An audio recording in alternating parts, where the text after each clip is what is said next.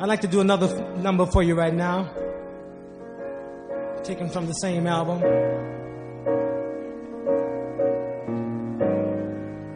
It's an idea that I hope we all can share in.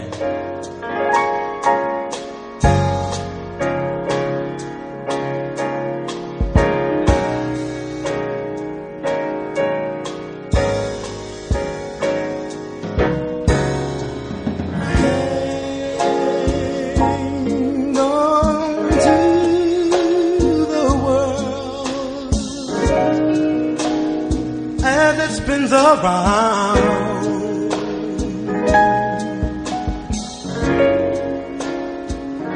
Just don't let the spin get you down.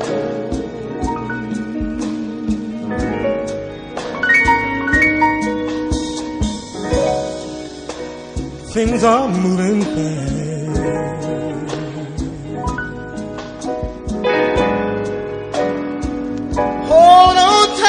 And you believe.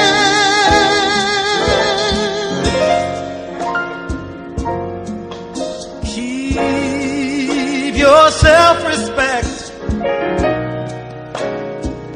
your manly pride.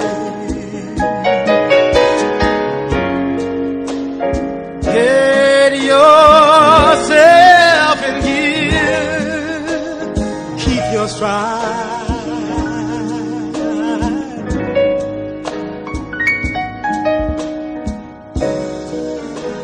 Never mind your fears.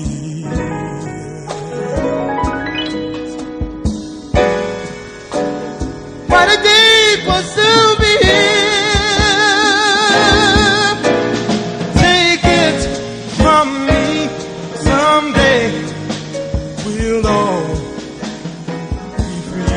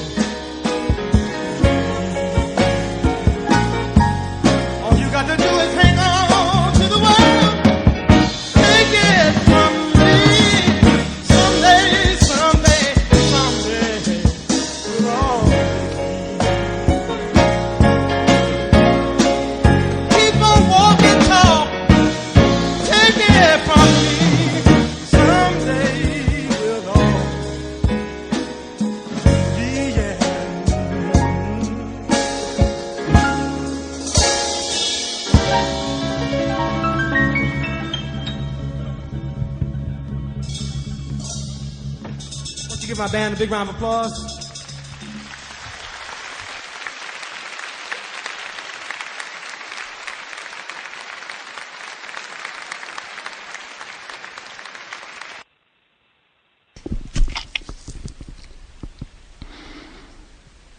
Context of white supremacy.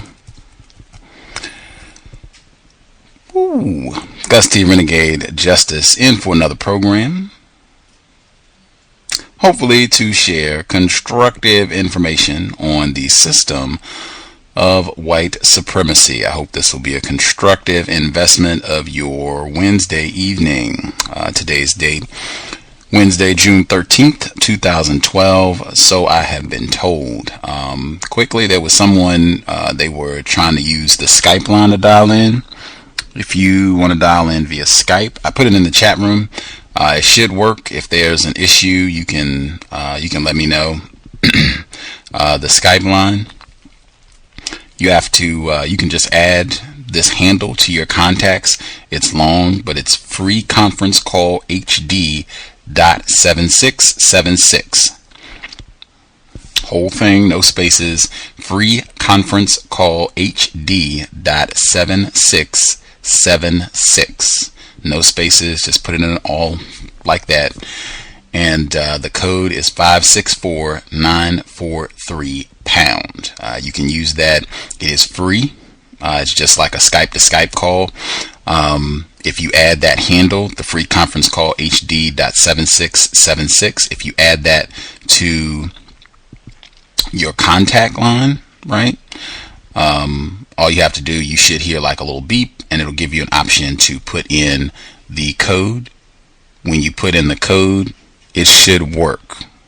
You should be able to access the line, and then you can press. You need to open your dial pad. I think for some people that was also an issue. You have to open your dial pad, and I don't know how Skype looks on a PC. It's been a while since I've used PC Skype, but there should be a little icon that has like that looks like a dial pad or a phone on your Skype window. Just press that and it should open your dial pad up. Once you do that, just put in the code and press pound 564943 £, and it should you should be able to hear. If you have any issues, problems, shoot me an email, let me know. untiljustice@gmail.com. But that is free, no charge. Anywhere in the world, if you're listening, other spots, the States, elsewhere, should be free, should work. People have used it, and it has worked. I know some people said they had difficulties, but should be working without an issue. Alrighty, that's it. Getting to the program. Hopefully we'll have participation from folks listening in to share their own experiences, difficulties, problems, hopefully maybe even some constructive solutions to dealing with black people on the job. I know many people in that situation have experienced conflict. That anti-blackness creeps up, the way that we've been programmed, conditioned to be in conflict with other victims, other black people, and ending up causing ourselves and other black people more problems, and getting white people involved to where they can further victimize us. Definitely, I think, important program. Hopefully we can get some strategies out and hear from a lot of people to generate some solutions for the best way to try to deal with that without generating more problems and without having to involve white people. One thing that I will say, I think people have commented pretty consistently. I'm only mentioning this because I recently spoke with 909, and he was talking about confused non-white people, if they are asking questions or saying things that don't make sense, and being less patient with them and just kind of saying, hey, what are you talking about? We're in a system of racism, white supremacy. Have you heard that? Do you understand what that means? And my view on it is that the many times that I've heard non-white people that I think are a little bit less confused, they typically tend to be pretty patient in dealing with victims, even confused victims. They tend to be pretty patient. I think most black people, we have a hefty share of discourteousness dumped our way a hefty share of curt responses and people being rude to us on a regular basis and telling us we don't know what we're talking about. I think we get a hefty dose of that on a regular basis. So I think it can be helpful in terms of working against racism, white supremacy, to really try to be as patient as you can possibly be with non-white people.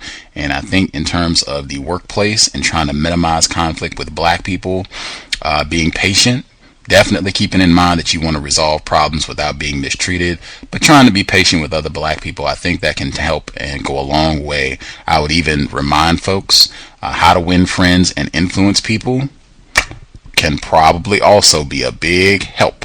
The way that you use words, the tone that you use in talking to other people, all can be extremely helpful. How to Win Friends and Influence People. You can read the book or you can listen to the audio book. Excellent material, I think. That said, our guest for the program to give us her views and hopefully participate in a dialogue with some of you all about this topic. She's been with us many times, easily one of our favorite guests, investors. Really a pleasure to have her on the broadcast anytime.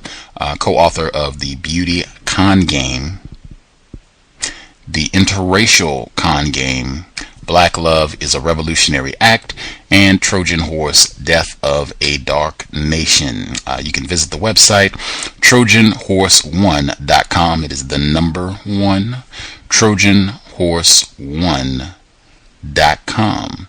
Pleasure to have her on the program. I'm snickering just because we were chatting before the program and talking about being patient and how victims typically will challenge your patience. And I had a good snicker, but always a pleasure to have her on the program. She generally does not work my patience. Joining us once again, Pam. Pam, are you with us? Good evening, Gus, and good evening to all the listeners and hopefully potential callers in. You know, I'm looking forward to sharing the floor with everybody that has some experiences because I think that nobody's an expert on anti-blackness, including me. So I'm looking to learn also. Right on. Anything that you want to share before we get to the meat of the discussion? I just wanted to say first that talking about anti-blackness in other black people is not the same thing as bashing or blaming other black people. I personally think that if we don't address it, and I mean in all areas of human activity, all 9 areas that Mr. Neely Fuller laid out, if we don't address it, it impacts every area of our life, from our friendships, family relationships, romantic relationships, attempted marriages, trying to raise children, trying to start a business, trying to have a business where black people support it, and even when it comes to the terroristic campaign against us by the white supremacy system, anti-blackness impacts every single one of those areas. And so I think, frankly, I just personally think that if we don't get a handle on this anti-blackness, we can't really effectively do anything else. So I just wanted to, because someone emailed me and said that, they felt that anti-blackness was really the same, a synonym for white supremacy, and that, of course, only white people can practice white supremacy. So I thought that was interesting, but I'm going to continue to use anti-blackness until we come up with a better term, because I think it's important to try to reach people where they are, and people can understand what you mean when you say anti-blackness, and you just explain what you mean. And so I think, I'm not a word purist. I'm trying to communicate, but I also want to be accurate. So for me, anti-blackness at this particular point in time is an accurate description of black people acting against other black people. Right on. All right. Okay. I definitely agree in terms of the importance of talking about the fact that black people and just the grooming, the conditioning that has gone on for the duration of racism, white supremacy, where we have just gotten comfortable and in many respects enjoy name calling, bashing on other black people, not just in the workplace. A lot of this becomes what we do for recreational activities, unfortunately. And I think addressing that honestly and looking for ways to minimize and hopefully eradicate that behavior, that misbehavior, I think that will lead us in the correct direction towards replacing white supremacy with justice. This broadcast, you wanted to focus specifically on how that anti-blackness is manifested in the workplace. Why did you want to talk about the workplace specifically? I don't remember what particularly happened, but I can say where I work, and I work around a large number of black people. It's a predominantly black workplace, which is good in many respects, but it also gives you a whole lot of anti-black conflict. And you really get a chance to see just how programmed we are. For example, where I work around a lot of black males, and they constantly name call and put each other down. It's all in so-called good fun. They call each other, they might call a darker-skinned black male, you look like a gorilla. They stand in, it's just a constant put down, constant name calling. And so I watch in relationship to the white guys that work there, and usually they're sitting it's in the break area, where I see a lot of this happening, or in the elevator or something, and the white guys will just be standing there kind of quietly. Now, I'm not saying that white guys don't put other white guys down, but they don't do it in front of black guys. So I've noticed that, you can look at the contrast in behavior, and so you start to think, as a woman, I'm standing there and I'm listening to it, and black women don't really do it as vocally. We're a little more secretive. We're a little more more discreet. But the same emotion is there. The same putting each other down and undermining each other. But I wonder too, and people can tell me what they think. Sometimes I think black men do it more vocally, perhaps because black men, men are more boisterous, perhaps publicly, sometimes. But I also think that the media has made it almost normal for black men to be vocal, to be clowning, to be joking loudly. And so I wonder how much impact that has in these constant images of black men constantly being paid or forced to clown. Clown very, very openly. And I also wonder, too, how much of it is an attempt in their own way to guarantee their safety. Because if I'm putting other black men down, I'm no threat to anybody else. If I'm clowning with other black men and being loud, then who's going to take me seriously? So maybe nobody will see me as a threat. And I just wanted to see what people thought about that, because I believe people don't do anything without a reason. I don't care how silly it looks. I don't care how irrational it looks. There's a reason for every single human behavior on the planet, in my opinion. So I've even addressed it with a couple of guys, and don't get me wrong, I'm not saying all or most, but I'm saying that it's a significant number. And we're talking about people in their 30s, 40s, and 50s that are performing like this. So I wonder how much of it has to do with the television image. But I'm not sure exactly why I wanted to, why I thought of in the workplace. I just thought that the workplace is something that needed to be examined because it's one of the major areas where you see this anti-blackness play out and where it does a lot of damage to black people employment and to the stress level on the job.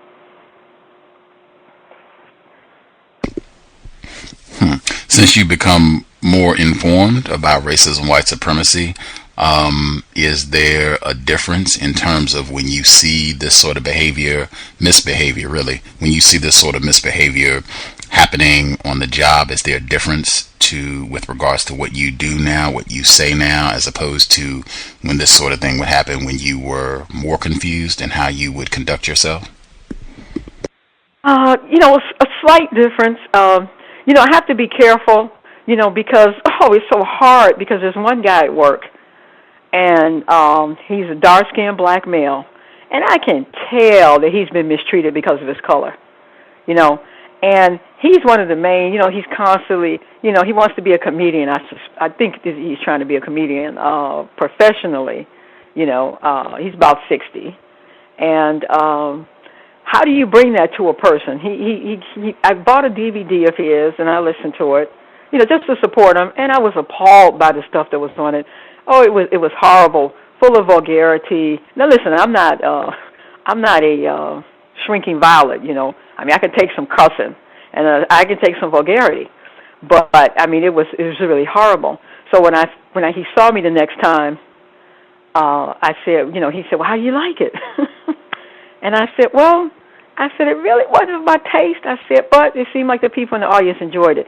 So I kind of tiptoe around it, even though I'm very much turned off by it. And I think being that I understand more that this behavior is a direct byproduct of a demoralized, traumatized, and mistreated people, it's not about being ignorant. I'll put it this way, me understanding better, I don't see it as ignorance. I see it as victim. I see it as trauma to, the end result of trauma. So I don't just dismiss it as, they're so ignorant. I look at it like, my God, how are we going to undo this damage? Now, I'm not trying to say I'm all compassionate and weepy-eyed, but I do have more of a tendency to think about what caused it than just to act like these are just ignorant people. Because they're not ignorant. A lot of the people that are doing it are intelligent men. They're intelligent men. But I wonder how they got to the point where they felt so compelled to just degrade each other publicly. So I would say, yeah, my thinking about the reason for it is different. But, and every once in a while I try to talk to one of them about it, not the ringleaders, but maybe the ones on the sidelines, maybe the ones that don't participate. But I would say my understanding that they're not ignorant is better, And I don't know that I ever thought they were just ignorant, but I'd probably be more inclined to just say they're so stupid, as opposed to now I wouldn't say they're so stupid. I would just say they're so damaged.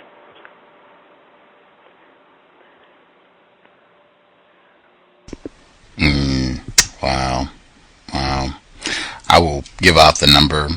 So folks, if you want to dial in, hopefully we'll get feedback as well. The number to dial is 760-569-7676, and the code is 564-943#. Dial *6. If you dial that number and you have a question, comment, you want to participate. If you're on the TalkShoe line, it's *8. *8. I know we had kind of discussed this before, and you were saying that some of the times seeing some of the victims in the workplace when they are kind of displaying some of their trauma and how they have been abused, name calling one another and all the jokes and what have you, that they will do this in front of white people, and how the white people respond seeing their victims behave in this manner. Can you touch on that a bit? Oh, excuse me. Yes. I suspect that when white people are around, we are very conscious of it. We might pretend that we're not aware, but I suspect that some of it, I mean, black people get paid a lot of money. Black people get a lot of accolades and a lot of applause for entertaining white people, for clowning in front of white people. And so I think sometimes, and it's also a way, if I'm putting other black people down, then I'm not messing with white people. So I think there's a whole lot of psychological underlying behaviors in this public clowning. I think it's also kind of a strange, twisted kind of way of appeasing white people, because they spend a lot of time putting us down, and now we're kind of like saying, hey, I'm with you. I'm on your team. I'm gonna degrade other black people too. So I think that when these white guys are sitting there, they're not saying anything. They're not, most of the time, they're not laughing, even when they're at the same table. They're not laughing, they're not cracking a smile. They're just sitting there, and they're observing, because they do observe. And so I can imagine what they might say when they go home. And I'll give you an example. I already know what some of them say, because one of them said it to a friend of mine. It was a black male, And he was waiting at the end of it was toward the end of the day. They're waiting to punch the clock and leave. This white guy comes to the table and sits down and joins them at the table. And he's just sitting there kind of waiting for the time. And so the white guy just brings this conversation about the clear blue sky. He said his daughter, was working on some kind of word game, some kind of puzzle. And she, had to, take a word and then try to figure out what the other words that, not associated with it, but I guess it was some kind of little crossword puzzle type of thing, I think. Anyway, so the daughter says, well, one of the words is Obama. He says, I can't figure out what the other word is that's, attached to it. And he said to this black man, I told her to try monkey. So my friend, I got the impression he didn't say anything, but, of course, he was like, what? In his mind, but I don't think he said anything. So he came and found me, and he ran it down. And so I think I ran it by you. And I told him what your response was. I believe that you did say this, and that was that a response could have been, that sounds like something a white supremacist would say. Are you a white supremacist? And so I gave that to him, but I don't think he ever went back and told him. But my point is, they sit there. Now, if he would say that to a black man's face, we know what they're going home and saying. Matter of fact, most of the white guys that we work with, you have no doubt that they're racist. It's just no doubt. And so sometimes I sit there in the room and I look at these black males name calling and talking about each other and blah, blah, blah. And I'm looking at this. I know these white guys are listening. And I really personally don't care, really, what they're thinking, but I'm just looking at the dynamic of it. And I'm thinking that if you only understood that you don't have to do this, that it's not going to buy you anything anyway. It's not going to. You could sit there all dignified and everything and stately using $15 words, and it would not change a single thing. So why bother to degrade yourself to appease them? It doesn't make any difference what you do.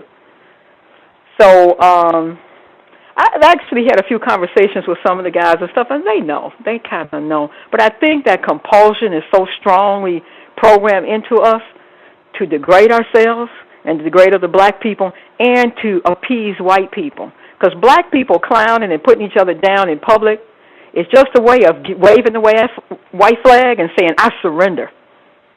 That's just a surrender right there. You don't have to degrade me anymore because I'm going to do it for you. You don't have to worry about me. I have neutralized myself.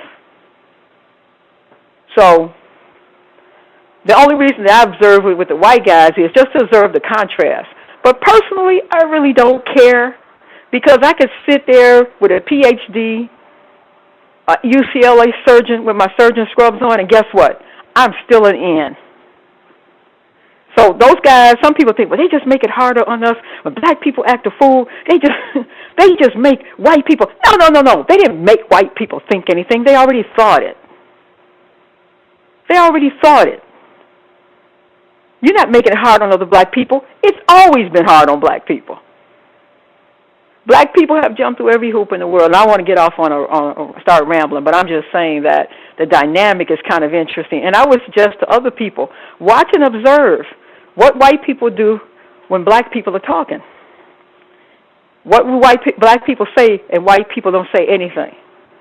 What do black people reveal and what do white people reveal around black people? And so I would just say that's kind of like a thing that you could look at in your own job, and I guarantee you're going to see differences.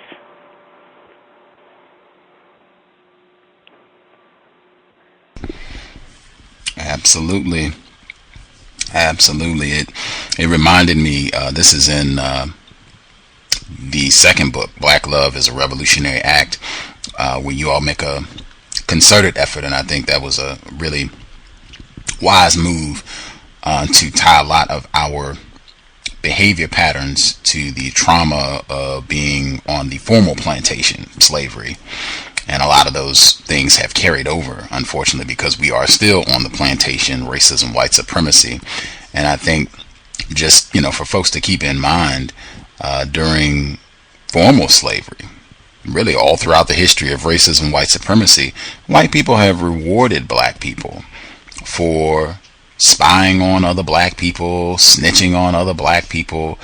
This has been one of the basic tenets that white people have used to keep their foot on our neck, and it is still in work today, and particularly in the workplace. Again, anyone out there listening knows what I'm talking about. Feel free to dial in. Pam was really looking forward to hearing feedback from other listeners and folks who have their own experiences, and again, hopefully some suggestions to kind of help neutralize some of these behavior patterns that benefit racist man, racist woman on the job.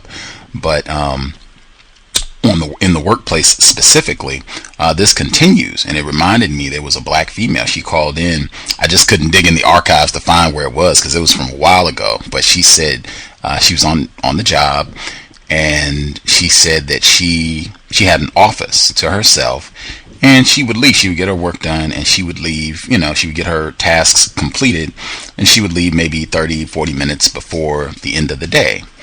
And she said she was getting her performance evaluation from her white boss, white male. And he said he was, raving about her work. You're doing a great job here, blah, blah, blah. We're really pleased to have you. And, just keep up the good work. And he said, I know I don't have to worry about keeping tabs on you because your black coworkers, they come and let me know anytime that you leave early or anytime that they think you're doing something incorrect, they come and let me know. So I don't even have to keep any tabs on you because I know I'm going to get the information. And she just thought, wow, like she didn't say this to him, but she was just thinking, wow, like that's how we're getting down here. Like, wow.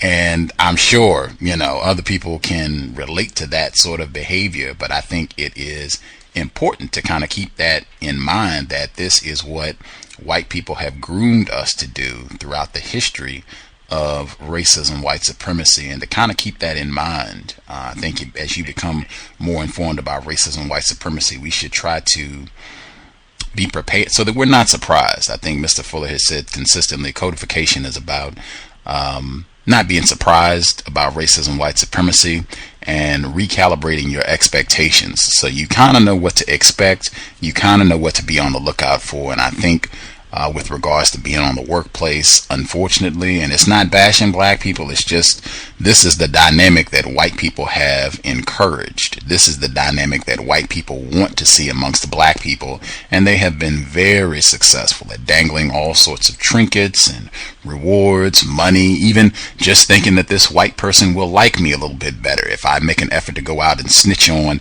as many black people as possible in the workplace. So just, being mindful. Again, I suspect I'm not telling listeners anything that they have not experienced on a personal level. Perhaps we'll see. Do you have any thoughts on that, Pam, or you want to move forward? Yeah, matter of fact, some people did send me a couple of emails. I'm just going to read one that I got from a black male. He says that he used to live in Chicago before he moved north. The only time I remember anti-blackness behavior was when I worked for the CTA, and that's the Chicago Transit Authority. He said the other non-white black bus drivers constantly snitched and lied on one another to gain favors for the white supervisors. They also purposely broke down in order for other black bus drivers on their routes to work harder. This caused buses to run late. Now, this seemed to happen only in areas where the bus routes go to predominantly black neighborhoods. This never seemed to happen on routes that go to white neighborhoods and routes that had white drivers on them. I also had one black bus driver flatten my tires on my car because I didn't fall for his broken down trick. I called dispatch when I noticed I was picking up more passengers than usual. I was told by my field supervisor that my leader was passing up stops and fake breaking down. He was immediately suspended for 1 week without pay. So, I mean, you got this anti-blackness runs so deep that we are harming each other without even benefiting from it. So, like I said, I don't think we can go any further until we deal with it. I'm not saying that we have to totally eliminate it, because that's not going to happen. I don't even know if it's possible, but I know we got to be honest about it and look at it in ourselves as well, and try to be aware of what you're doing when you're doing it in regards to another black person, because it comes instinctively almost. It comes automatically a lot of times, and quiet as it's kept, I have many anti-black moments, so I have to kind of look. I'll give you an example of one I had recently, and I was really uncomfortable with myself. I was sitting at a table with a black male, two black males and a white male. Now, this white male, I never really speak to him and this and that, but he was sitting at the table. And for some reason, I felt myself kind of, I can't describe it, but anyway, the black male was talking about investments. And he was trying to give the white guy some investment advice. And some investment advice that I thought was kind of off the wall anyway. So I found myself wanting, looking at the white guy, thinking like, this white guy is not interested in no investment advice from you. And I was tempted, I had to keep fighting with myself not to say, well, I think that investment advice is kind of off the wall. And then I had to ask, why do I even care if he's giving this white guy investment advice, me knowing the white guy ain't listening anyway? But I felt almost like I was supposed to say something to discredit what the black guy was saying. And I had to work real hard not to say anything, not just because I didn't agree with what he was saying, because something strange dynamic was at that table. And I kind of recognized that I was slipping into some slave mode. And so I'm not proud to say this. I'm simply saying that I think the only way, it's like having a crack addiction. The only way you're going to beat the crack addiction, you got to recognize when you got them crack cravings. So you can't pretend you don't have crack cravings. You can't pretend you ain't using crack. You can't pretend you never use crack. You got to say to yourself, oh, man, I feel them crack cravings come on. I really don't want to get high because I know that's a bad thing. So I feel like this white supremacy program is like crack. And I have to constantly fight it, but it's getting easier. And sometimes I don't have to fight it at all. I just found that I try to avoid being in situations with white people in terms of, really conversing, because I think it brings out those crack cravings. So that's why I try to limit my contact with them. But I had some I can share some other emails. I didn't get a lot of them, but I did get a few. But that was my own personal testimony of that anti-blackness. Now, I'm trying to think, if I had flipped it around and it had been the white guy giving the black guy investment advice, would I have had the same gut reaction? I don't know. I'm trying to picture it. I think I would have still thought it was bad advice. But I don't know that I would have. And, I don't have a problem challenging white people. I just don't know if the craving would have been as strong to do it. Wow. That reminded me of one of our listeners, loyal listener, Bruce Fine, was commenting about a personal incidence of that anti-blackness and the way we've been conditioned, and seeing a black person and thinking that they're gonna embarrass the black race, and oh my God, I'm so disgusted seeing a black person behave that way. And I think that's just a part of the conditioning. And as you said, just being aware of that, I think you can do a lot to minimize those tendencies, and just not feeling as though that you have to, if it's a black person and they're saying something that you don't agree with, and having those brain responses of, oh my God, be quiet, you don't know what you're talking about, you're just going to, you can do a lot to minimize that. And even monitoring, if it's a white person that's, saying something stupid or saying something that you don't agree with, do you feel those same urges of, oh my God, I got to get that person to be quiet or to go and correct them? Just monitoring your thoughts, I think is a big habit that we could all participate in. I will kind of keep an eye on the line, see if anyone wants to chime in on the discussion. I'm also reminded Mr. Edward Williams, counter-racism.com, counter-racism.com. He also spent quite a bit of time talking about racism in the workplace and different things non-white people can do to try to minimize conflict, minimize problems. One of the big things that he talked about, and I'm not sure if it was in one of his visits on this program, but I definitely know it was him, Mr. Williams, who said it. One of the things that he said, like the incident Pam was talking about, where with the CTA, where the black drivers were making a conscious, deliberate effort to sabotage one another, and to be expected. I mean, that's that is all white people are most to blame for all of that. He said, and I thought this was very important. He said, in situations like that, make an effort to try to use your words to talk to those black people, and just, keep it real. I hate using that phrase, but I mean, just to be honest with them. Hey, we're having a problem. Let's see if we can solve this problem amongst ourselves. If this has to go to white people, we know it might not work out well for any of us. So let's try to see if we can solve this before it has to go to a white person. And if it continues and you feel like, you're still being mistreated, you're still having problems, you've tried your best to use your words and to be patient and resolve it amongst, you all, just to keep it amongst the black people, to let those black people know, hey, this problem is continuing. I've tried to talk about this and see if we could resolve it, and the problem is still here.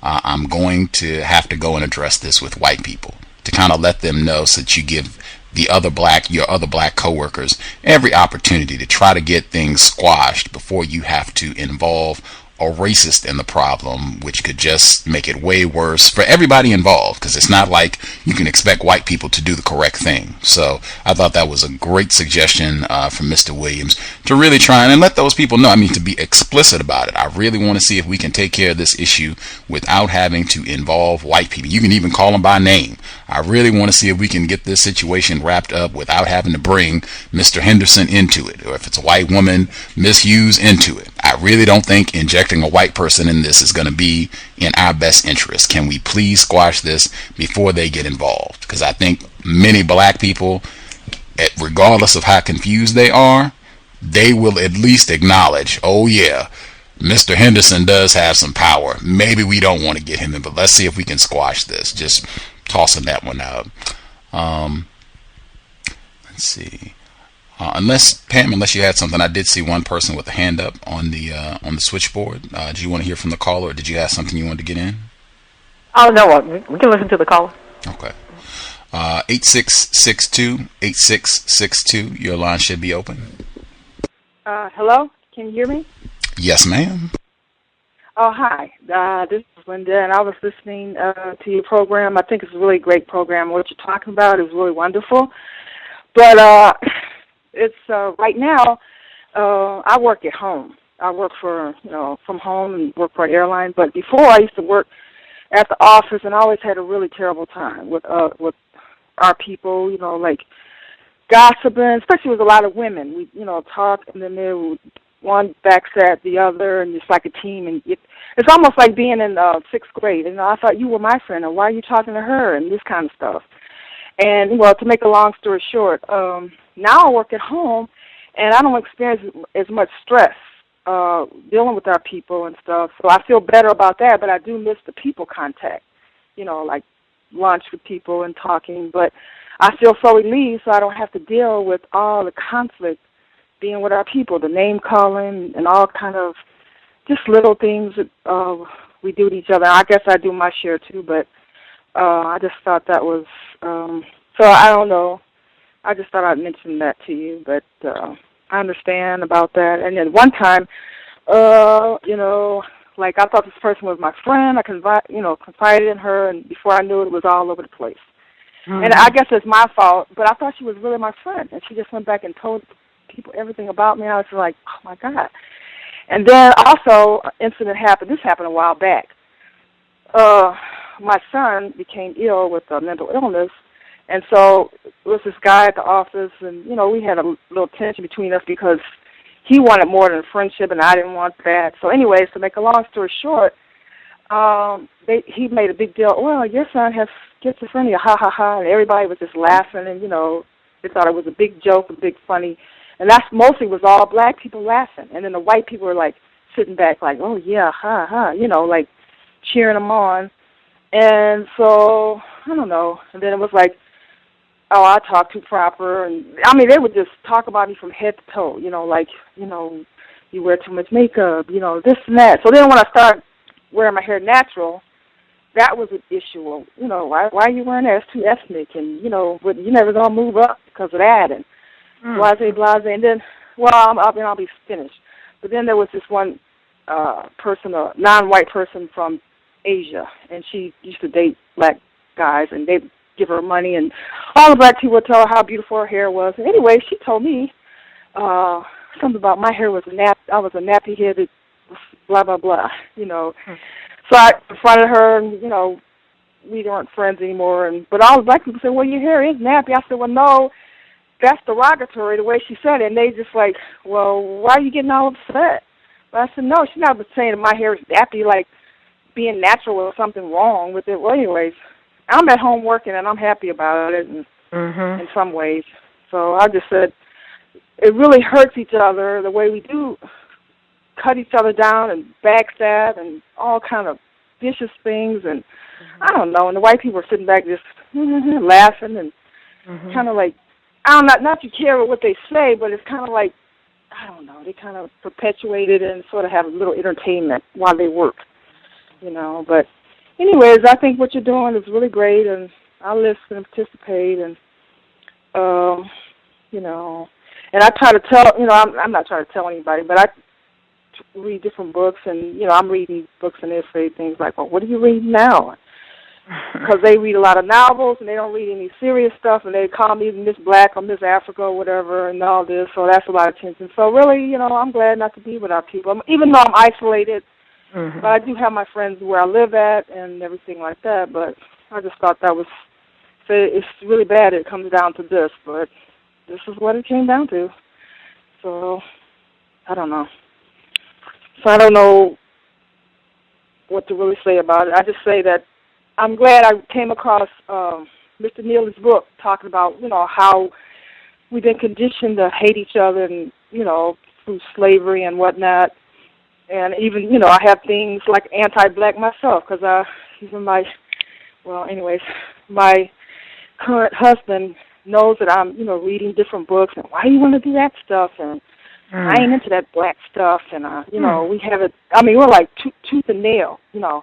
That black stuff, they don't do anything, and you're just wasting your time, and this and that and the other, and very disruptive. But anyways, you know, the black behaviors, anti-black behaviors everywhere. I try to watch what I think and what I say and different things. But I've been working at this for a while. But I'm really glad I found out about the Kyle show, so I don't feel like I'm in isolation and if I want to talk about these issues that I'm just like, oh, a crazy person, or you're weird, or what's wrong with you? And, oh, yeah, you're behind time. You still talking about that kind of stuff? You know, like that kind of stuff. But anyways, I do appreciate y'all, and God bless you. And, you know, well, not God, but the Most High, or, you know, that you know, I just really appreciate this, and keep up the good work, and because what you're doing is very healing, you know, and because, you know, I don't know, I look way back it started way back in my childhood when I was growing up in Ohio, and, you know, the teachers, you know, slapping me around and then going back home and getting beat. But anyways, it's really what you call it, healing and therapeutic, and I really appreciate this show, and, you know, I just love it. It's a lifesaver, and thank you. Thank you for calling in. If you have anything else that you want to share as the show goes on, you know, I'd like to hear it. I think a lot of people. Yeah, I think a lot of people can relate to what you said. Yeah,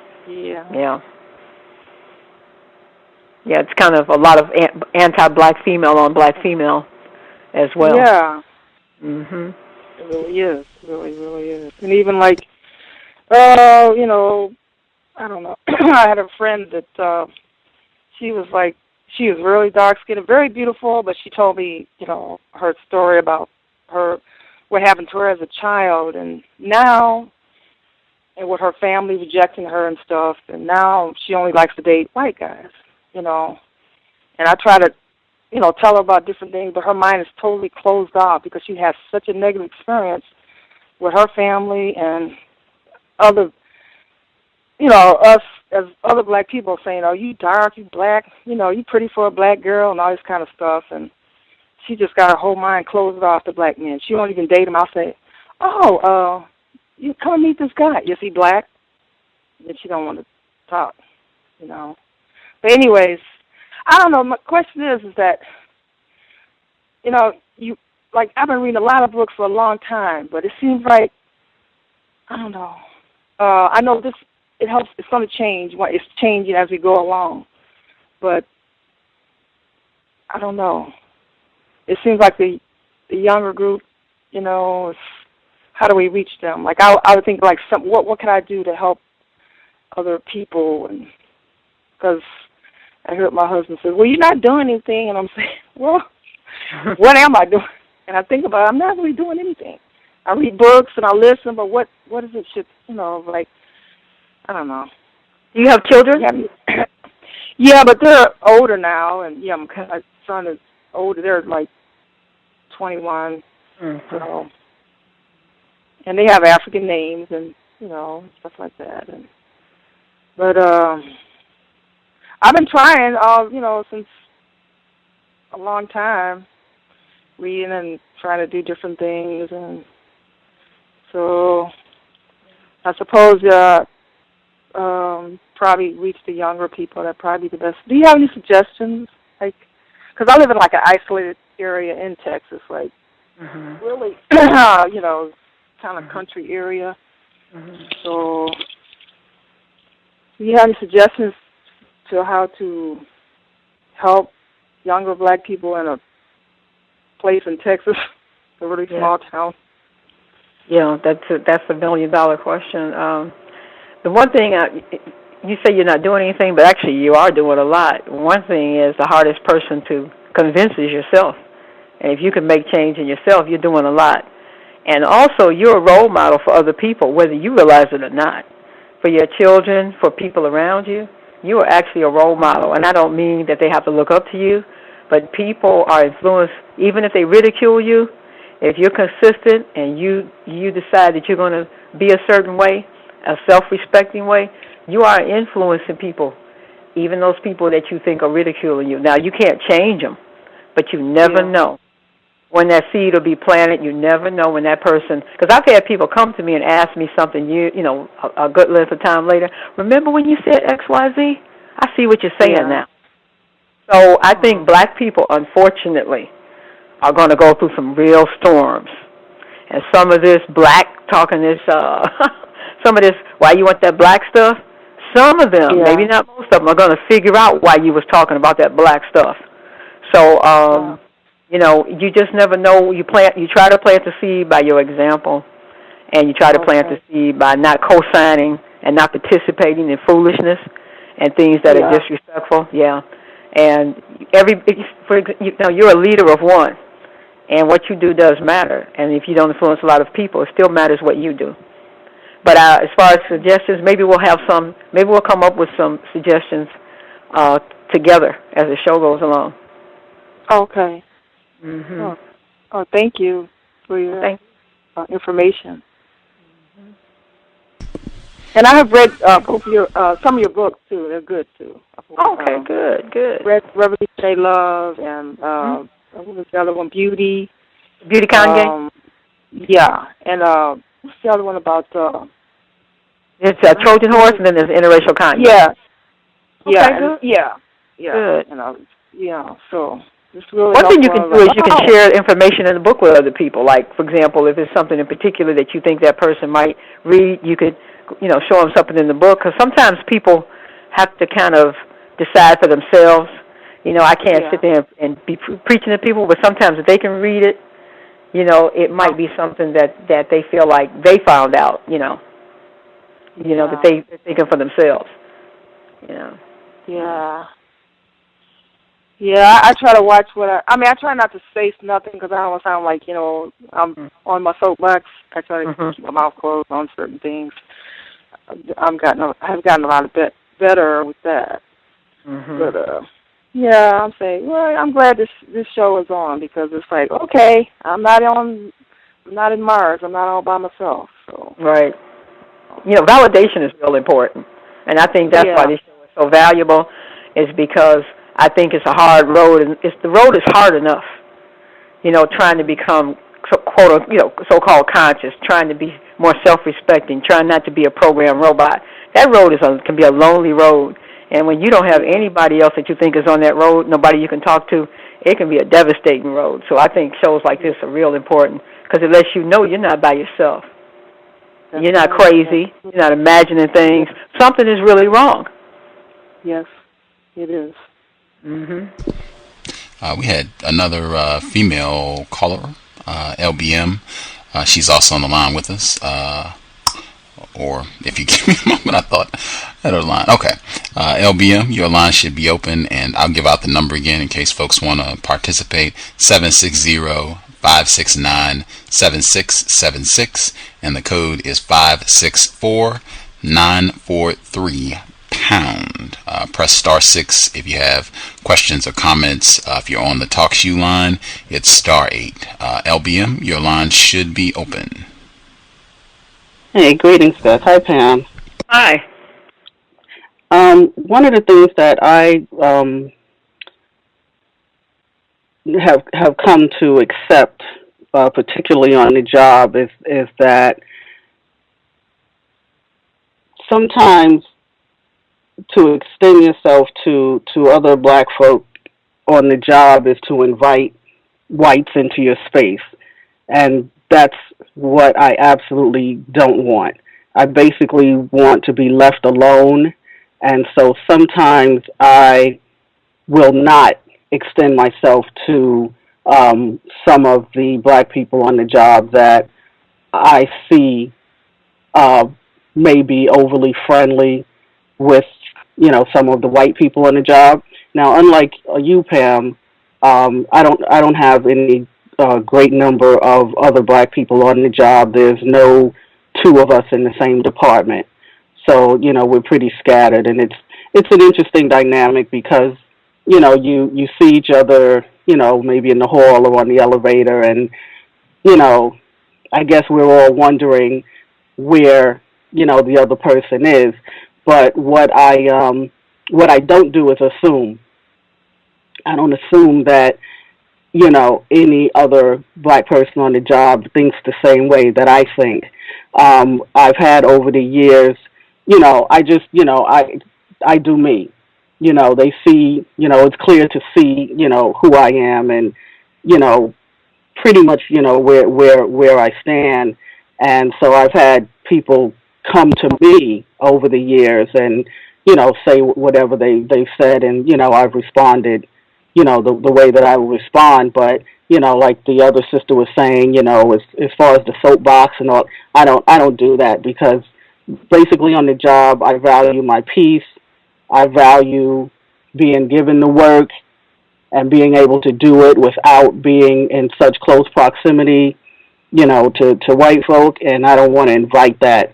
And I've found that sometimes when you deal with other black folk on the job, it invites that. Unfortunately, I have that same dynamic going on the block here in Bed-Stuy. The racist so-called gentrification is just ridiculous. I mean, we, years ago when we moved onto this block, we purposely moved, into this neighborhood on this particular block because it was all black homeowners on the block. Now, it's like every month another one of those other folk are hitting the block. So it's very interesting because some black neighbors down the block, that we've been talking to for years, some of these creatures moved in next door to them. And, it came to our attention that, they've been communicating with these white folk. And if there's maybe 5 houses now with them in it, I have not spoken to any of them because I refuse to be the one that welcomes them onto the block because I don't welcome them, and so I don't speak to them. So the black family who have apparently embraced these folk came to us saying, these people invited, people on the block to their home, blah, blah, blah. So, I basically told them I don't have a problem socializing with my own people. So, I just kind of left it at that because that's just not going to happen. But as far as the job is concerned, it's the same thing. Sometimes, you have to know who you are and what your presence means, on a particular job. And from there, you you have to accept that, like they say, it may be lonely at the top. I don't find it to be lonely. I find it to be peaceful. But, you just, at a certain level, you just have to accept that you're not going to be communicating or socializing with, a whole lot of people, even a whole lot of other black people. Yeah.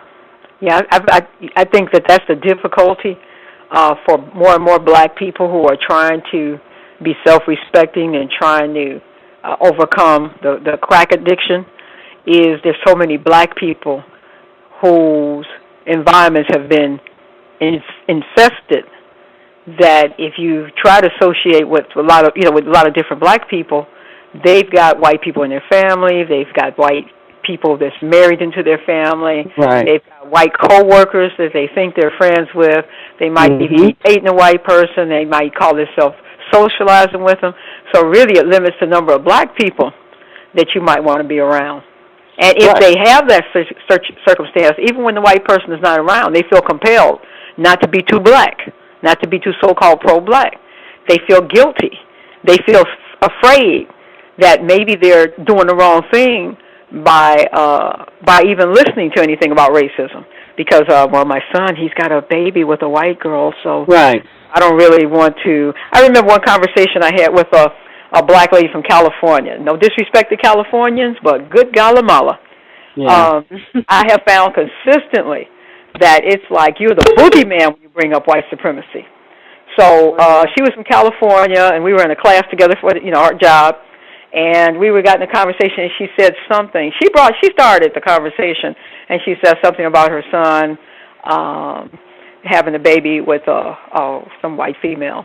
And I don't remember exactly why she brought it up, but I started, talking about, white supremacy. I started talking about the fallacy of interracial, this and that. And her eyes got big, and there was no white people around, nobody around but me and her. But I could just see the fear and even having a discussion.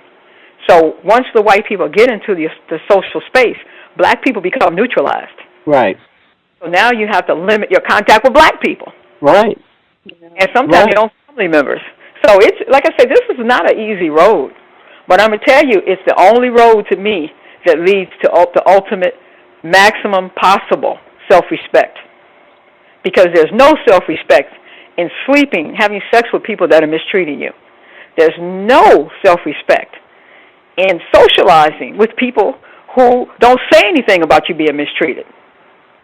You can have people that you're with who are not mistreating you directly, but are they speaking out or saying anything or warning you about the people who are or who will mistreat you? Are they telling you it's not happening? Why would you socialize, or sexualize anybody who doesn't care that you're being mistreated? So I think the ultimate self-respect is to not be in any more contact than necessary with the same people who represent your oppression. But it's not an easy road. Right, because the same way that they don't want to be challenged on, whatever their point of view is, why should we put ourselves in a position where we're challenged on, what we believe? And so that's another reason why I don't socialize with a whole lot of black folk, on the job, because I'm not going to be defending what I believe. No, I don't deal with white folk. I don't socialize with white folk, and I'm not going to defend that to you. Mm-hmm. Mm-hmm. We had two other people that joined the line. I just wanted to add them on as well. Our Skype caller, your line should be open, and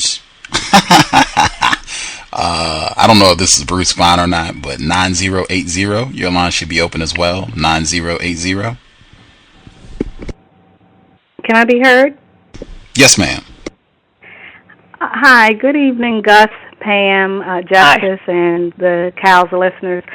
I'm just wondering if anyone else has had this observation that when there is a black manager or supervisor, that not only do white subordinates tend to give them a hard way to go, but it seems that black subordinates tend to give the black manager and supervisor a harder way to go.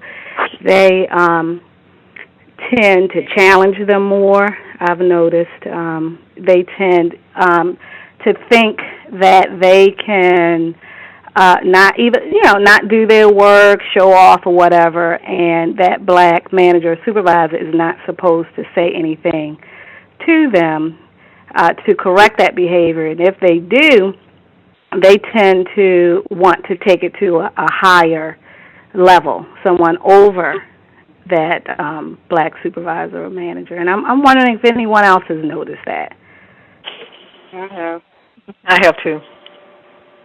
Yeah. It's kind of like being a field slave. You know, you're in the field, and another field slave comes up and wants to tell you something. You know, so the mentality, the plantation mentality, is still alive and well. Absolutely, I've noticed this consistently in in my career. It's never failed. They are given a very hard way to go. Yeah. So. Matter of fact, I've had a friend of mine, his wife, she's a supervisor for some company, and she constantly comes home with tales of how, black people who are subordinate to her, how they will try to make her look bad. Right. And then they will blame her if they get in trouble.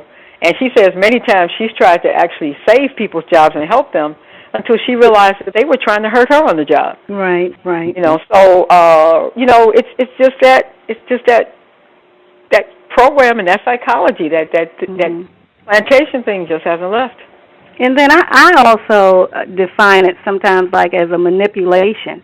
When the supervisor, the manager, tries to write them up or whatever, I mean legitimately, then they go into I call it again the manipulation of, hey, we're supposed to be one people, why are you going to do that to your own people? And, never taking responsibility for their actions.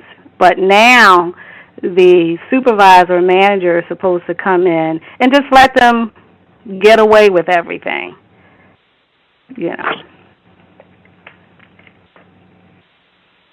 And then we have to recognize that, some of us are just, we're all victimized, but some are just more victimized than others. And, we have to, when we're dealing with that type of person, we have to recognize that.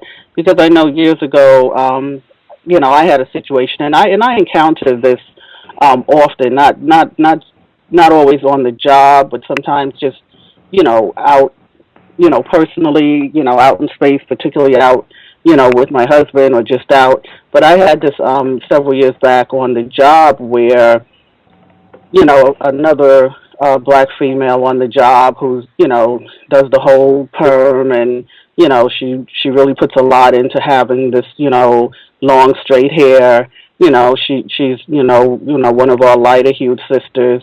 And she just could not deal with the fact that, I had the position that I had in spite of looking like what she considers to be a pickaninny.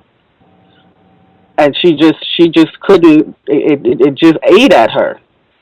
It ate tremendously at her. Mm-hmm. The fact that I hadn't done all of the things that I was quote unquote supposed to do, in order to have a certain position or, to be, involved with the people and in the situations that I was involved in. I certainly hadn't done the things that she had done, and that she was in a so-called lesser position than I, and it ate at her. So this was a serious, white identification problem that she had. She certainly wasn't going to make her problem my problem, but it was a problem for her. Yes, the question is, what is the cure for this anti-blackness? Which is why I think it's important to talk about it. I'm not sure that there's a cure, or certainly not a cure in all cases. I think we just have to understand that all of us are not going to be saved. That's true. Many of us are not going to be saved, probably most of us. and we just have to settle into that and try to deal with those of like minds, and try to progress accordingly. But we have to operate understanding that many of us are not ever going to get there. Yep, sure.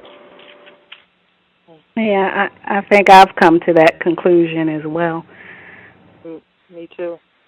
And it's I mean it's not okay, but I'm saying as far as how we are to function, it has to be okay. You don't hate the person, you don't talk down to the person, you certainly don't go to the white teachers on the job and talk about the person, but you to keep a safe distance from such people. It's unfortunate, but it's that's the reality, because sometimes those people just like the sister was just saying, they'll get you into a situation that you had not invited yourself. Gotta harm you. Mhm. Yeah, that's true. Hello. We can hear you. Hi. I don't. Well, I unfortunately, knock on wood, have not experienced from other Black people anti-Black in the work field that I'm in. Thank goodness for that. I basically, in terms of relating with other Black people in my work-related space, I just pretty much keep it business. And like on downtime during lunch, I would like talk to them one-on-one away from people, just on get to who they are, what their interests are, kind of a thing, and build a rapport based on that. But when lunch is over, when it's time to get back to work, we all just simply keep it work related. So I've noticed that has been really, really helpful in terms of not getting into any conflicts with Black people or experiencing any anti-Blackness from Black people on the work job.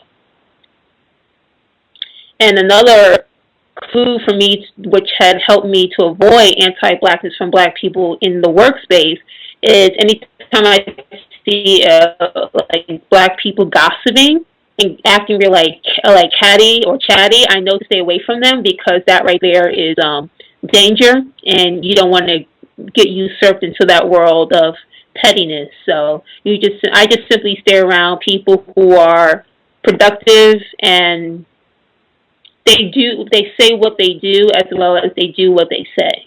So that's my criteria in terms of what kind of Black people I interact with, if need be, in the workspace. But so far I have not come in contact with anti-Blackness. And I've been on this earth for the past 32 years. I have seen it done to others, but not done directly to me. Good.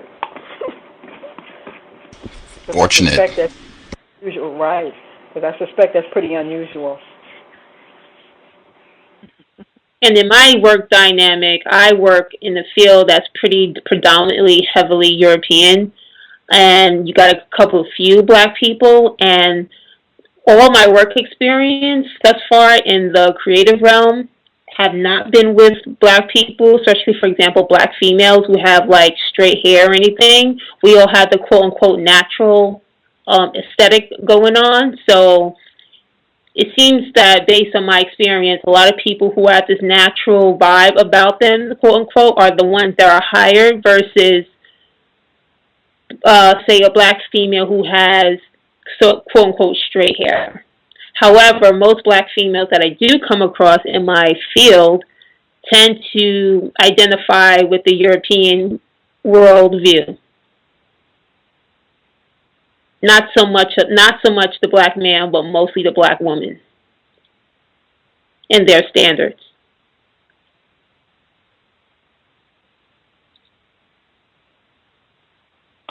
Can I be heard? Yes, I can hear you.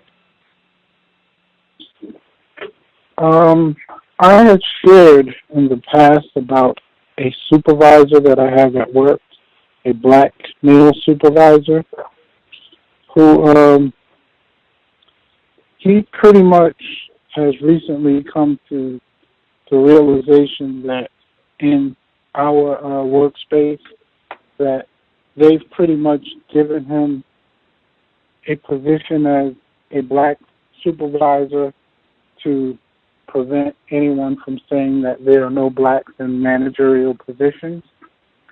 And it took him a while to come to that realization. I mean, I think it was pretty obvious to everyone else. But his so-called peers, other managers from other divisions and so forth, they are constantly coming to the department, and they come to the department, like, say he's supposed to be in, or he gets into the office around 8:30. They'll come looking for him around 7 or 7:30 and make sure that they bring other managers who are higher than him and do this on a consistent basis. And it's almost like a daily game that they do, and they go, oh, this guy is still not in, and things of that nature. And sadly, a lot of the black coworkers that I have immediately join right in and talking bad about him or berating him to the white managers who may be at his level or above his level. They'll say things like, well, you never know. They'll probably come in CP time or things of that nature.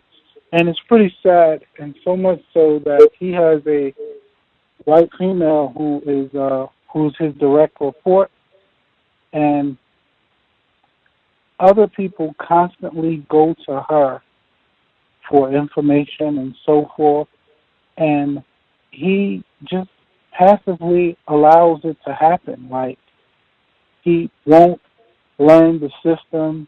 He'll always say, oh, well, you have to go ask her. Oh, well, you have to go ask her. So much so that she has no respect for him at all. And it's really disheartening to see on a day-to-day basis. And he'll just, whenever any comments or anything comes up, he'll just say, well, I'm just here to make my money. I'm just here to make my money. And to the younger black coworkers that I have that come into the department, you know, I try to mentor them as much as possible. But it's really sad to watch on a day-to-day basis a person function in this role, and he's constantly, whenever the white females come through, he is constantly, you know, making comments about their physical attractiveness or whatever, grossly inappropriate comments. And it's really crazy because in the workplace, these white males really hate him. And I don't understand. I've spoken to him about this. I've said to him about how it's inappropriate. We've even had a seminar about sexual harassment in the workplace. And during the seminar, he was doing this sort of stuff. And he's constantly making these overtures to the white females, so much so that the black females and a Latino female at one point got together and put a sexual harassment complaint on him because they're just tired of him doing it to the white female. And, you know, I don't know. I don't know how much longer I can be there seeing this on a day-to-day basis because it's really bad. Just wanted to know anyone's thoughts on that. Mm-hmm. Sounds like he might be having a meltdown.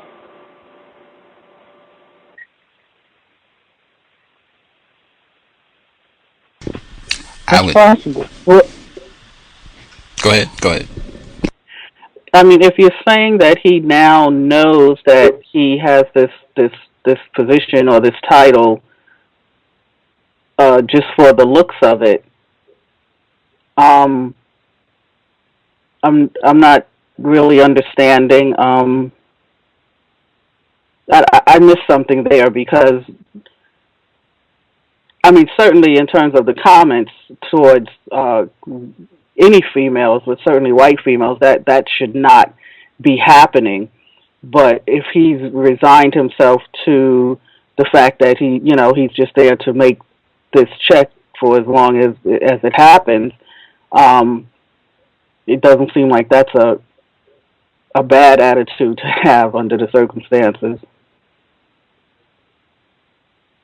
No, I think it's just more so just seeing how he behaves on a day-to-day basis. For instance, he constantly calls the younger guys nigger in front of white people. Oh, that's and I've said it to him, on a one-to-one basis. I've said it to him in front of the young guys. I've been like, listen, I know how you may speak to one another amongst yourselves or in your neighborhood, but this just isn't appropriate for the workplace. And right in front of white people, he was like, nigga, you don't tell me how to talk. And it's like the white folks were just laughing. And it's like, he just thinks it's funny. I don't know. And, I've really bent over backwards to try to, help him professionalize himself. Like, he's from a really blue-collar background. Whenever he has to write, like, emails or memos, I'll usually write the emails or the memos for him. So now that white female who is his direct report, one day I overheard her saying to someone, he can't even write an email. And, and it's just really, it's embarrassing, if anything. It really is. Do you think they gave him that position because they knew that he was going to appear to be incompetent? Because I've seen that a lot, where they'll put a black person in a position that they know they're not competent in, and then they can justify all of the racism, and the racist attitudes toward black people. Absolutely. And in fact, what they refer to, because our particular division is closed off from a lot of other divisions, and our division is one division that has is probably the most multi-ethnic, where it has black folks, Latino folks, a couple of Asian folks. So they referred to I overheard some of the white people referring to our division as the cage, and they refer to him as the big ape. Oh, my goodness. And, when he found this out, he just laughed and joked about it and had some bananas on his desk and thought it was funny. Yeah, he sounds like he succumbed. He succumbed, too. I have a question. What sector of business do you work in? Oh, we work in a union. We work for a union. So is it a union?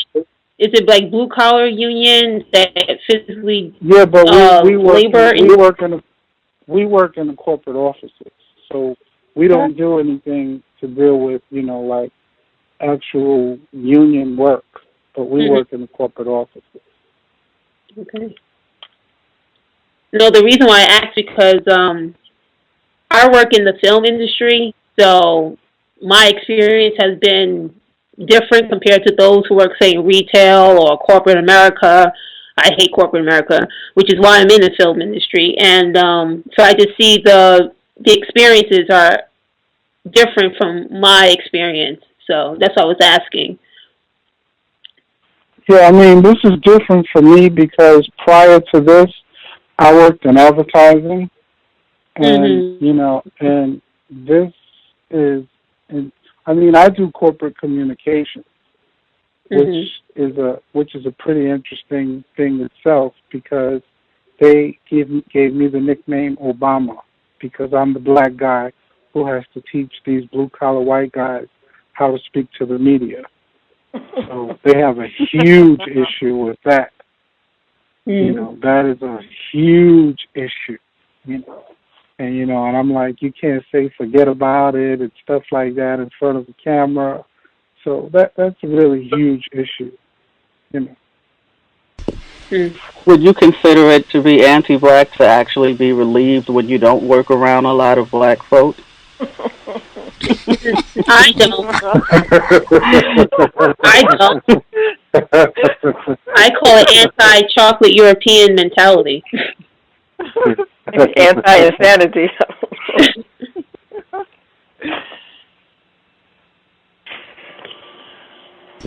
I don't know. I would miss not working around black people, but I would not miss not being around all that anti-blackness. So to me, it's like I like being around black people, and then I like being able to get away from well, I don't want to be around white people, period. But I like to limit my contact, like as far as the workplace. Because in the workplace for me, most of my aggression and hostility has been directed towards the white man, and I stay away from the white woman. Yes, indeed. So you can only imagine what kind of experience I have, especially working in the film industry, which is predominantly white men. There was a time where I had to, I confronted two directors and a first AD, which is assistant director. And I had to put them in their place in front of all of their white crew members in order for them to get the point. And I put it in their place in a, let's say, in an eloquent, stern, forceful, clear, concise way. Do not approach me or talk to me in any way, fashion you think you can, because I will challenge you. And I have no problems doing that.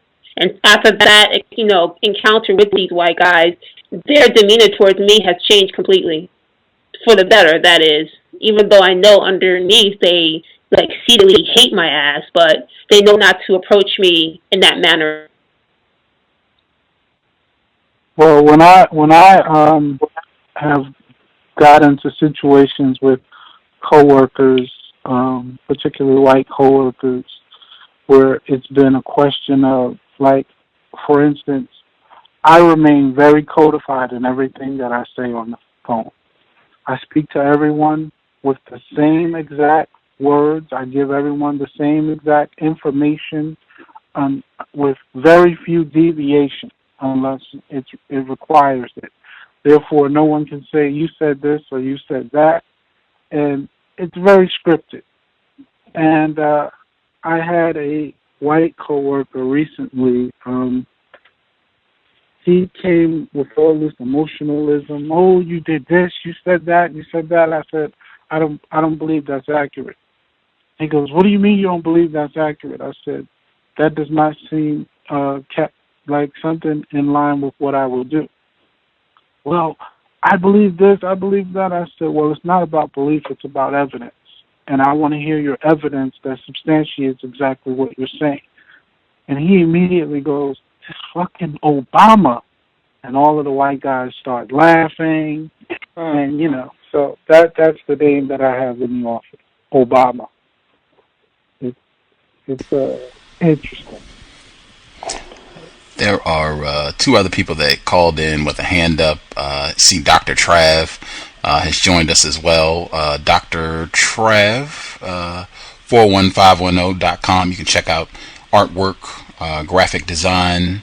Dr. Trav, he did the design for the Please Respect Me Like I Am a White Person t-shirts as well. Dr. Trav should be with us. Yeah, I'm here. Just listening to the anti-blackness in the workplace. I'm not into corporate America or anything. I'm kind of like, I'm in what I call attempted business. I've been in attempted business for about 20 years, and I kind of owned my job. I'm just thinking about the different anti-blackness I have to deal with on a regular basis because I'm the graphic designer, but I'm also the salesperson.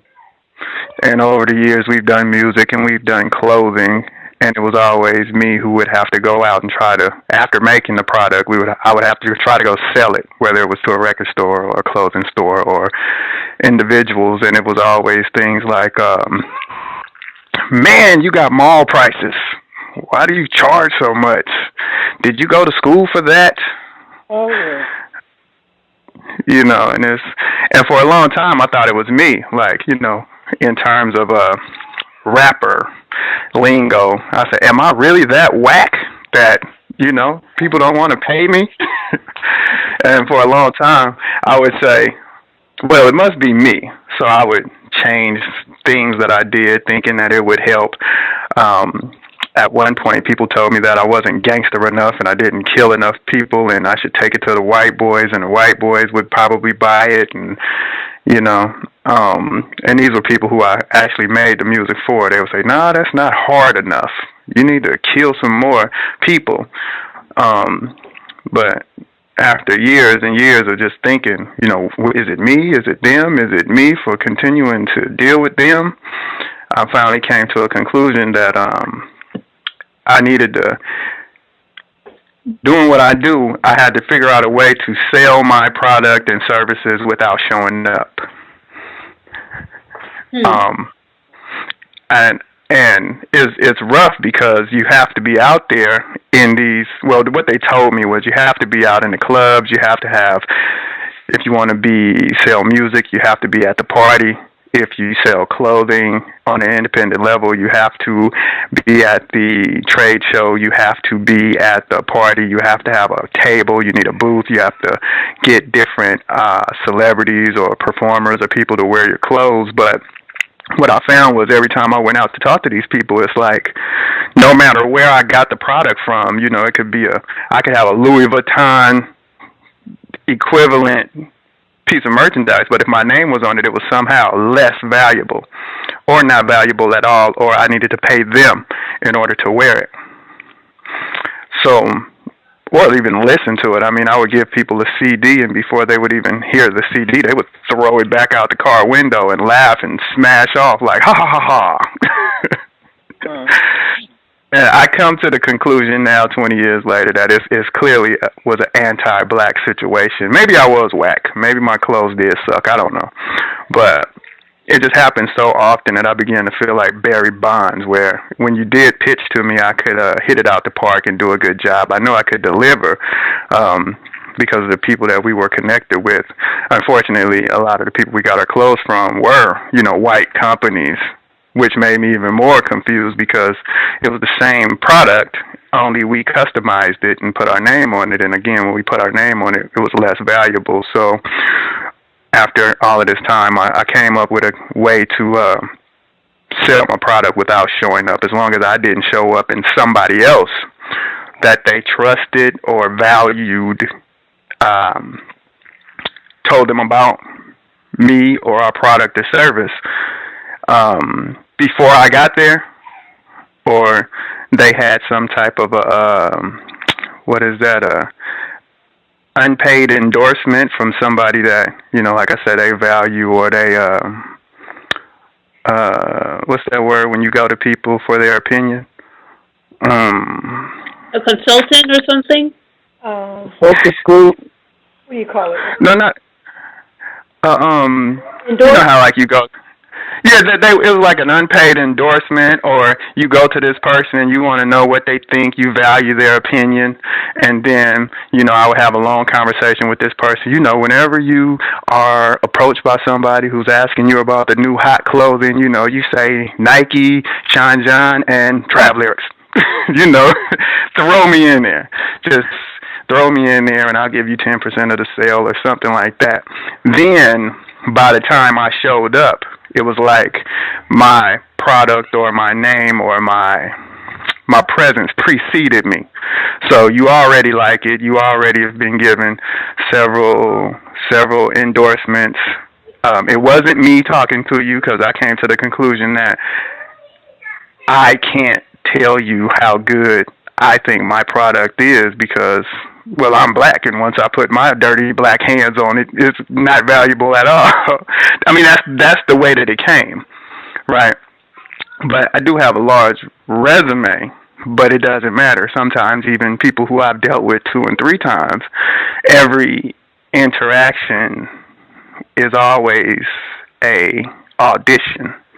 So no matter how many times I talk to you, I still have to be on my toes to make sure that I say the correct thing or do the correct thing, because I always have to worry about, is it anti-blackness, or do they, somebody out there got a cheaper price, or, I don't know.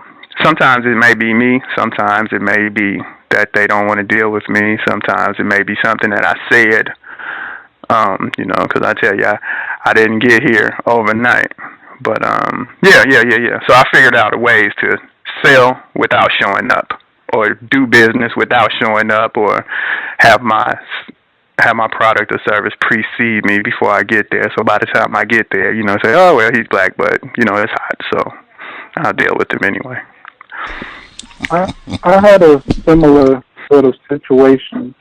For a number of years, I used to be in the entertainment industry, and at some point, I started doing public relations for a lot of different labels, and more specifically for artists, because I recognized that a lot of the artists, and particularly a lot of artists that were on independent labels, a lot of their press kits just were terrible. So I would meet a lot of these starving and struggling artists, and I would want to give them some pointers on their PR. And oftentimes what would happen is, if I would charge a label $1,500 to, let's say, $2,500 to do a press kit, with a lot of these artists, I would try to give them a break, and it would always end up being worse by me trying to give them a break, me being someone that looks like them. I would have artists try to pay me in CDs. I had an artist one time try to give me some weed. I'm like, I don't smoke weed. This dude was like, well, you can sell the weed. I said, oh, now I have to be a weed seller. It's just been crazy. I've had people try to give me T-shirts, anything and everything but my money. So for me, I just stopped doing PR for artists. I had to, unfortunately, stop doing business with folks that look like me. And it's sad because I would try to help so many businesses brand their business, do everything from their brochures, or help them with their web content, or just different ways in how they could get their business out there. And when it was folks that would look like me, they were always nickel and diming me. But whenever they would deal with a white person, they would pay whatever that white person asked them. But when it came to me, it was always nickel and diming, regardless of the fact that I would have a much more extensive portfolio than the white person, regardless of the fact that creatively my work would speak more authentic to where they were looking to go. It was always this sense of, because I look like you, you're not going to value my work. And that's just been a very, very disheartening situation that I've had to deal with. Yeah, let me throw this in there too. Now that it's been so many years, sometimes I think because at one point I had an office for about 5 years where people could walk in and order the services or whatnot, and I used to think that, hey, I'm great. I've done a lot of stuff. My work stands for itself. You walk through the hall, you see this hall of fame, of things that we did. I said, but I didn't have any degrees on the wall. Being a graphic designer, sometimes I think I could have did an experiment and just made up a bunch of degrees and put them on the wall. Maybe that would have made, my people feel more comfortable about paying me what I was asking for, because I could have done it. Yeah, I went to Harvard, the graphic design school. They would have never called or nothing, But I always said, no, I self-trained. I taught myself, through hard work and effort, I was able to get here. But sometimes I think if I just put some of that white validation on the wall, even if it was totally fabricated, people, because how people, oh, he's hecka smart, just because he got the so-called degree. Is what, a $5 frame from a craft store and a piece of paper and a printout? Bam. Yeah, I went to school for that. Have you experienced that with whites at all in your business? No. I don't deal with too many white people. The white people that I have dealt with, I experience different sorts of situations which I finally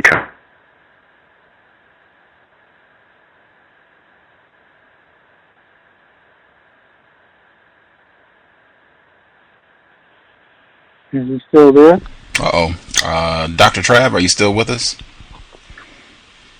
I think he got disconnected. Perhaps he'll dial back in. Yeah, thought it was me at first. I will add the other two folks. If you all want to dial in, it's 760-569-7676. And the code is 564943#. Pam, did you have something? Yeah, I wanted to get his website again. I think you had mentioned it, Dr. Trav. 41510.com. All numbers 41510.com. And Sapello, and I believe it's our caller via Brooklyn. Your lines should be open as well. I'll look out for Dr. Trav. If I see him on the line, I'll open his line back up as well.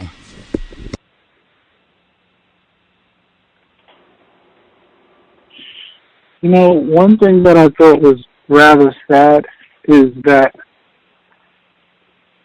when I started talking about putting together material that would be empowerment material for black people, so-called self-help resources, I got so much pushback from people that look like me. And one of the persons who was telling me, you know, how it would be impossible to put out this material, how it would never work.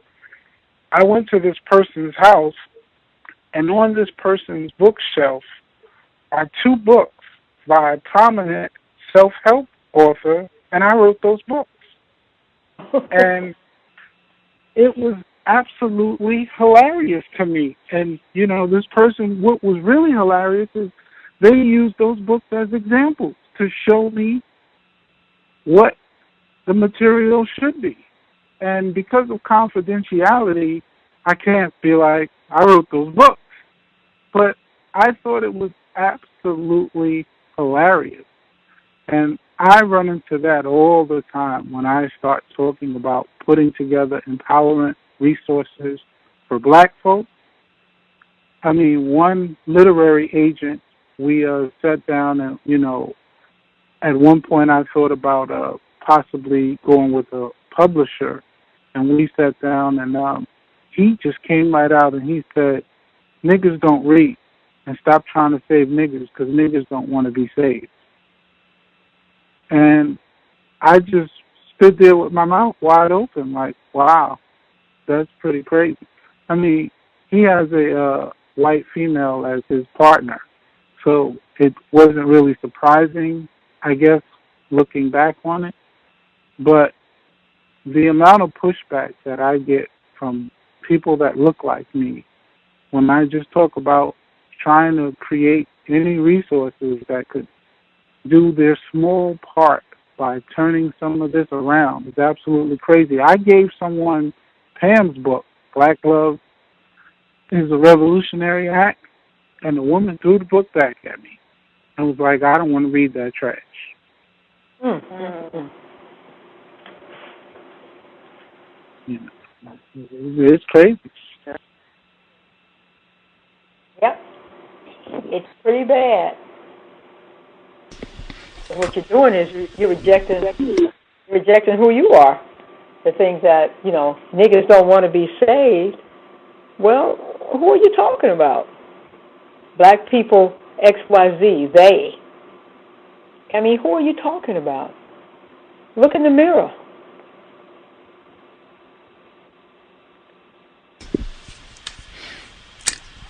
Isn't that caused from all, excuse me, this is me, Linda, because we're so brainwashed that anything that is to help us or pro-black it's kind of like, since if a person hates themselves, then they're going to reject something that's going to sort of help themselves. Yeah. I don't know. Yeah, it's a direct reflection of how you feel about yourself. Yeah. There's no. If he's saying that niggas don't want to be saved, you know, that means he's telling that he don't believe that he can be saved. Exactly. Yeah. So. And his choice of a partner reflects that he's given up. Mhm. Yeah. Because I know that he's being mistreated by white people sometime during the day or the week. So, and then he chooses a white partner. Like I said, it's just like waving a white flag. Oh, his white partner calls him my nigga. Mhm. No. That's what she says to him whenever she gets on the phone. She's like, "Yo, what up, my nigga?" Mhm. And you know, he laughs about it and he thinks it's funny, and I'm just like, and he's like, "Oh, we're so cool like that. We're so beyond that." And I'm like, "Do you call her a cracker?" And he's like, "Nah, why would I want to do that?" Oh my goodness. And it just sounds crazy to me. Yeah. I know of a black gentleman, I don't know him personally, but he's a relative of a friend of mine. His wife, he's married to a white female, and his white female, when she gets mad, she calls him nigga, and so do his kids that he had with her. And he actually told it's a relative of a friend of mine, he actually told him, and he says, "You don't see something wrong with that?" He shrugged his shoulders. That's why I say you've already waved the flag of surrender when you get into these relations. I'll put it this way. Most of the people I've met that are in tragic relationships show signs of some kind of submission. You know, there's something about them that kind of says that their self-esteem has been greatly damaged by that relationship. You know, that what's sad about that is over this past weekend, I was on a men's retreat for a men's group, all black males, and of this group, there's one white male who comes to some of the stuff, and he's now married to a black female. So Saturday morning, we're at the hotel, and I have this shirt on that says, "I love black people." Now, all of the other black guys, you know, few of them will nod or whatever, and you know, but across the restaurant, he yells out, "I need to get me one of those shirts." And it's like everyone just laughed awkwardly and giggled. And I'm like, first of all, whenever I see him with this black female, she's just totally gone. I mean, they now have a 2-year-old who could probably pass. And I mean, like, she is totally gone. And he tells me over the weekend that they're relocating next month back to his hometown because this black female got this big VP job. And I was like, "So what are you doing?" "Oh, you know, I'll probably stay home for a while and, you know, look for something." And I was just thinking, I don't know any black females who would allow a black male to just stay home for a while and look for something. Actually, I know quite a few. Nah, it may happen as a result of economics, but I mean, just voluntarily just say, "Oh, just stay home." I mean, he may stay home because there's no opportunities or whatever. He just, you know, but I mean, just saying, "Oh, you just stay home and I'll just go to," I don't know. Yeah, I know what you're saying. There's probably some degree of her submitting to his will that wouldn't be present with the black male partner. Yeah, I see that. I have a question, but it's kind of off. Well, excuse me.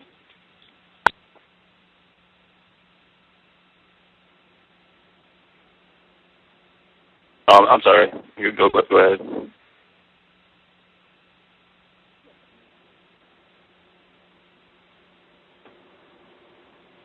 Hello? We can hear I you. can hear you.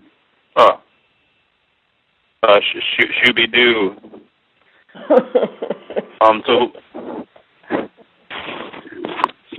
So is the discussion about anti-blackness in the workplace? Correct. Yes.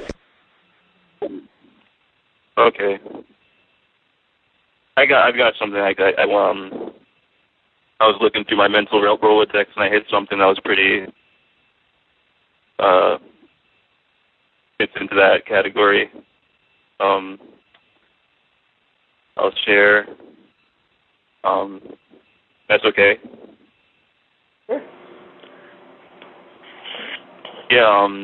So let's see. In 2009, because 3 years ago, I was working in a summer camp. I'm a black male. You know, I'm in New York, but I was in a summer camp, working in a summer camp. I had kind of networked my way into this area in Northern California, and so I was working in a summer camp for that summer, and this I guess what this place is, it's like they have this relationship between Berkeley. They have like a house in Berkeley, and it's like this bunch of like white people like that own this big land area, like this whole mountainside, and they have all their homes there, and they built this campsite, and they invite kids from Oakland. So they have this like program where they have like inner city kids from Oakland coming up to this camp. You know, they have several like grants that they give to these kids in Oakland, and then they come up to this camp where they do performing arts and all these different like performing arts and like all this trapeze and juggling. It's really something else. Very very creative and very engaging environment and very well built and everything. They have all these teepees and yeah, you know, they do it up. But so it's like half black kids and half white kids, cowbells all over the place. There was no couples there that were not a black female and a white male. It was like, even back then when I was like less codified, it was like Attack of the Body Snatchers. I was just like, and not the other way around, not white women and black men, white men and black women in these couples relationships, like the kind of older staff members. And it was just like so uniform, but so like implicit. You know, it wasn't like they were coming out and saying this is the rule, you know, but it was just like the only thing that was there. Like, yeah. So sorry, but what was really interesting this one day, so I don't know if anyone's seen this movie, Patch Adams. You know, these people are really like, there's a lot of like, I don't know, some famous people come sometimes. It's like, they're kind of like, you know, this kind of cliquey crowd and stuff like that. So this guy, Patch Adams, they had a movie like where Robin Williams played him, and I guess he's like a candy striper in hospitals where he kind of like did this thing where he had like this thing called love therapy, where like he like comes into the hospitals and he would just like do clowning with the children, and it would like, you know, boost their like morale and stuff and make them heal faster or whatever. So this guy, his kid went to this camp and everything, and so Patch Adams had a relationship with camp, and he would come every year, and it was this big performing arts camp, and they had this whole, it was like really, they had the production quality of the whole camp was like professional. Like they had trapezes that were like fully, you know, like trapezes and tight ropes, and they had a huge main stage where they would do this performance every night that the kids would put together. The kids would do these things like clowning and what's called unicycling. They'd be doing tricks on the unicycles and juggling and all these crazy things. So one night of the year, every summer, Patch Adams does this thing called Love Night, where everybody, it's like, I went to it, and so everybody's there in this like stadium kind of style in front of a like a theater, an outdoor theater, like a stage. and mixed crowd, you know, like non-white people, suspected racists all over the place, just sprinkled.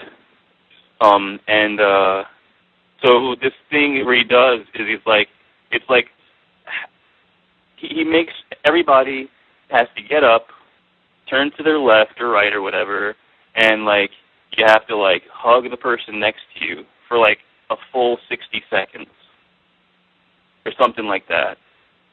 Right? This is like this out there in hippie land, like I'm telling you, but it's like, you know, very expensive camp. So you got to hug the person next to you, and then you got to like look into their face, grab their face with your hands, look into their eyes, and say, I love you, over and over again for 60 seconds, right? This is therapy, right? And I'm next to this white girl, of course, you know, so I'm like, it's like so uncomfortable. It's like I've got to hold her face, look into her eyes, and tell her I love her over and over again, right? Oh, God. And I can see this look. Oh, my God. Like, now looking back, it's like, wow. But, like, even then, I was just like, I was not into it, you know. But, yeah, and just that kind of stuff for, like, I don't know, an hour, just always different things where you, like, do things with the people next to you, and you're supposed to do these loving affirmations or whatever. And then we had a big ice cream party. But, yeah.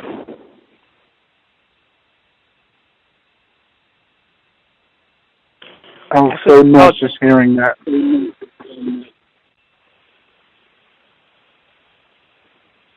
Yeah, I don't blame you. That's dedication for you. I blame white people. I'm sorry. Just saying, that's dedication. Yeah, it's like you could see these kids, they like grew up in this camp. Like this camp was probably the thing they were waiting for all year. You know what I'm saying? Every year, and it's like the kids would come back, and then they would be like the staff members, the junior staff members, and they'd come back and be the senior staff members when they would grow up. And I guess that's when they would hook up with their, you know, racist. There was this one kid there, he looked like Obama. He was like, he had a white parent. He was tall, you know, good-looking, young black male. Like maybe 18 or something. And I was talking with him one time, and he was saying, he said, it was interesting when he said, he was talking about that he had a white parent, and I was like, oh, you know, and he was like, yeah, I have hybrid vigor. I don't know if one of his parents told him that, but it's just an interesting thing that he's hybrid vigor. That's like in breeding terms, that's what I guess they would say something like that. Like it sounds like some British thing, like breeding horses, or I don't know, hybrid vigor. You know, when you're losing population, you have to be creative with how you're going to create advocates for your cause. You know, when you know your numbers are dwindling, you have to do all kinds of things to persuade people to be your advocates. And part of that is breeding them, and the other part is in, rewarding them, making them loyal to you. And that sounds like what that is doing is, how are you going to talk to a young black person who went through this camp and looks forward to it? How are you going to talk to them about white supremacy?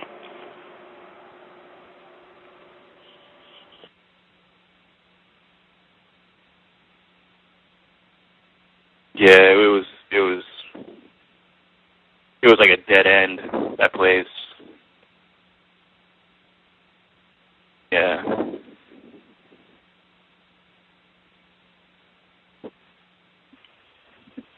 And it sounds like one of my relatives, their friend, works for Trader Joe's, and that is like the breeding ground for that sort of behavior. I mean, you know, it's just like an open air environment for those sorts of entanglements there. For anyone who shops at Trader Joe's, I'm sure you can see that it just seems to be an atmosphere where there are a lot of white-identified black folks. Yes. Who And in fact, I know a black female who said to me that whenever she wants to hook up with a white male, she goes and looks for them in Trader Joe's. Oh my goodness.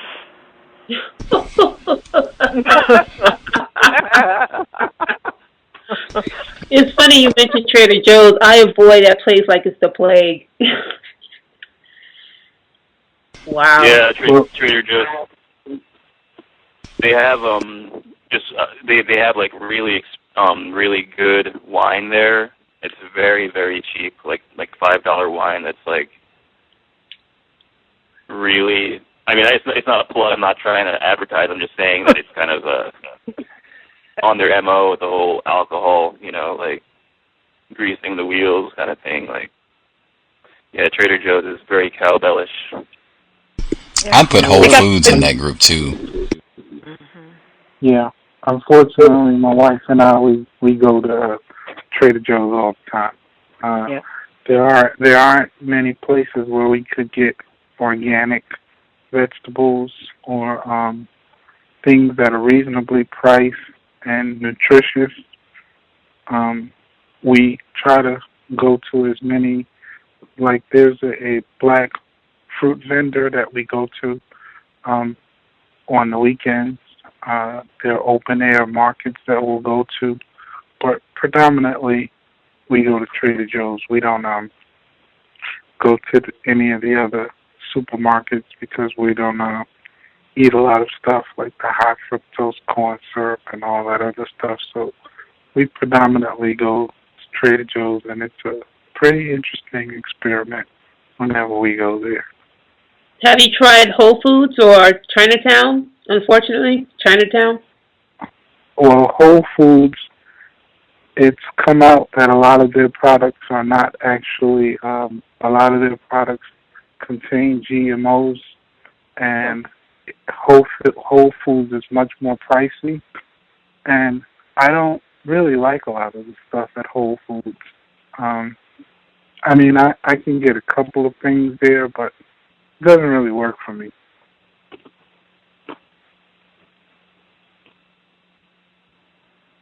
And now, in terms of Chinatown, we'll buy seafood from there, but a lot of their vegetables have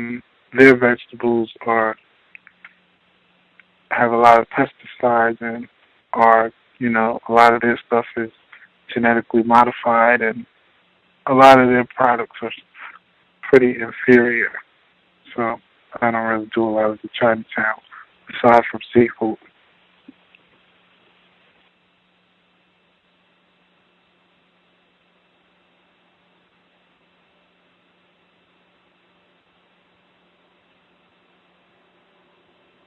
I have a question.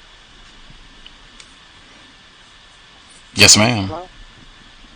Okay, this is not trying to get off the subject, but I went to wanted to get into African religion. So I said, let me go, and try this. So I went there, and a lot of the people there were white. And I'm like, what? So I was doing, like, the research, saying, like what happened, like, to us when we came here. We were forbidden to, practice our religion. They would kill us and all kind of stuff. And, I said, fast forward 2011, a lot of them are in our religion, and I was saying, why is this? I asked one of the ladies that was in charge of it. He said, well, that doesn't matter because it's all the spirit and everything like that. I know it's kind of off the subject, but why would you think they want to join an African religion like Ife in large numbers? Listen to the program this past Saturday, the compensatory call-in. There was a black male. I mean, other people can give you their feedback too, but just it's fresh on the brain because it happened so recently. It was a black female, and she was calling in to discuss racism, white supremacy. She seemed less confused. She was calling in to discuss racism.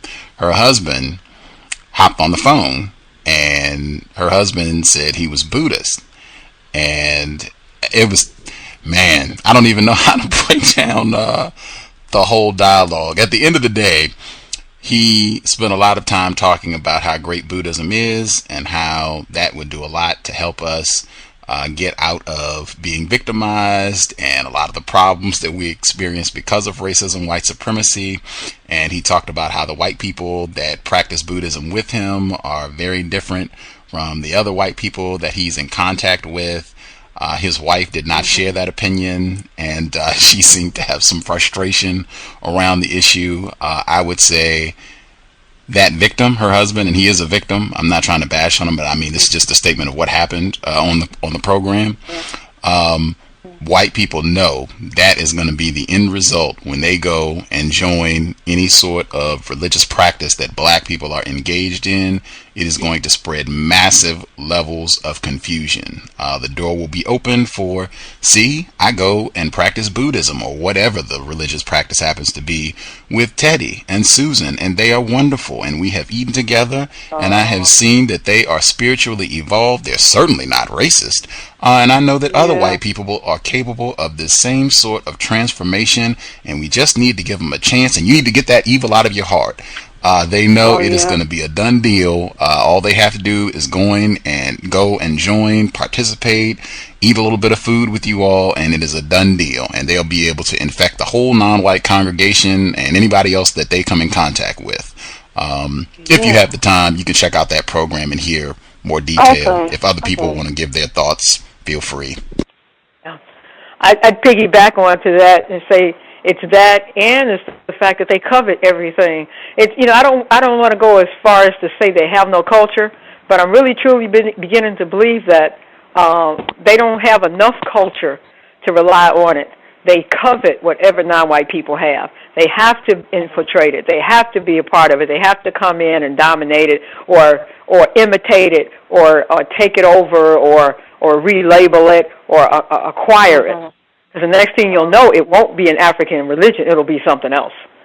So I think it's just in their nature that they have to have everything. They have to be a part of everything. They have to involve themselves in anything and everything that has to do with non-white people. And I suspect that's because there's something lacking in their cultural history, or something lacking in their overall makeup that makes them feel they have to do all this close association with these inferior people. Yes, I was saying, God, we can't have nothing else. Nope.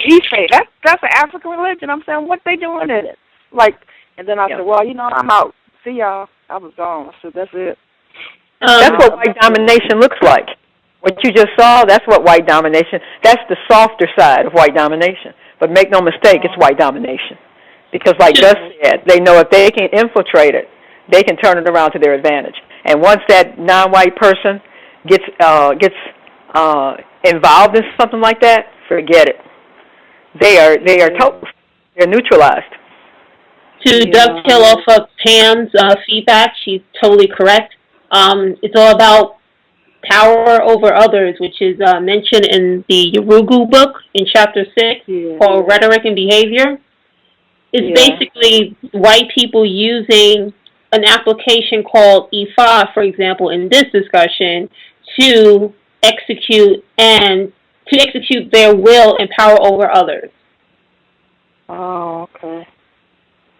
It's just imperialism, but white people have been very successful using religion, in this case now the African religion, to control and dominate others. And once you let them in, it's over.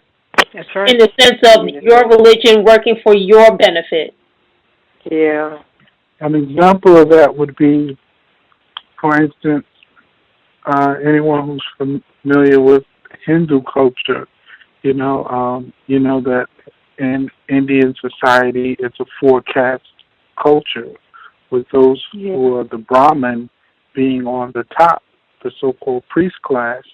And if you know anyone from India, you know that those who are considered Brahmin are usually the lighter-skinned Indian folks. Yeah. And I've noticed a lot of, in my neighborhood in Brooklyn, there have been a lot of yoga studios that have been opening up. And not surprisingly, it it's like usually a white female opening up a yoga studio. And I'm like, well, how did they become like masters of yoga? And it just seems as if they are welcomed into it with open arms. Right. You know, and I think that Hinduism enables many of them to continue to practice racism openly. And it's much more comfortable for them because there's already a caste system in place, so they automatically know that they're going to go to the top of the class. So it works well for them. They love yoga, and, you know, they love it. I totally agree with your assessment. I really do. And not to mention, like, white people getting involved with Asian martial arts, for example, too. But I think that... Can I be heard? Hello? Yes. Yeah. Okay. I think that we have to keep in mind that white folk are on the job 24/7. They are on the job 24/7, and we need not to forget that. I mean, it's not only so-called religions. It's anything that we choose for ourselves to be amongst ourselves. They are going to try to usurp, and it goes back to that whole thing of us making them feel comfortable. We have to be very aware of that. You know, whatever they do, it's a tactic. It's a racist tactic, and these white females in particular. I was just as the sister was talking, I was reminded of when Dr. Welsing was saying how they were having a workshop. I think over at Howard, they were having a workshop, and it was all black people having this workshop, and all of a sudden this white chick walks in, and all the conversation stopped. And she asked if she could come in. And Dr. Welsing said, well, you know, you see what has happened since you stepped in, and that it was one of the black males that jumped on Dr. Welsing, saying that, you know, they couldn't keep the white female from coming in. So, you know, again, we have to stop making them feel comfortable being amongst us and being in our environments. Because the same thing that the sister was saying about the Ife, you know, I see a lot of drumming classes where they're all up in it. And, you know, there's been, you know, workshops and situations that, you know, I've attempted to be involved in.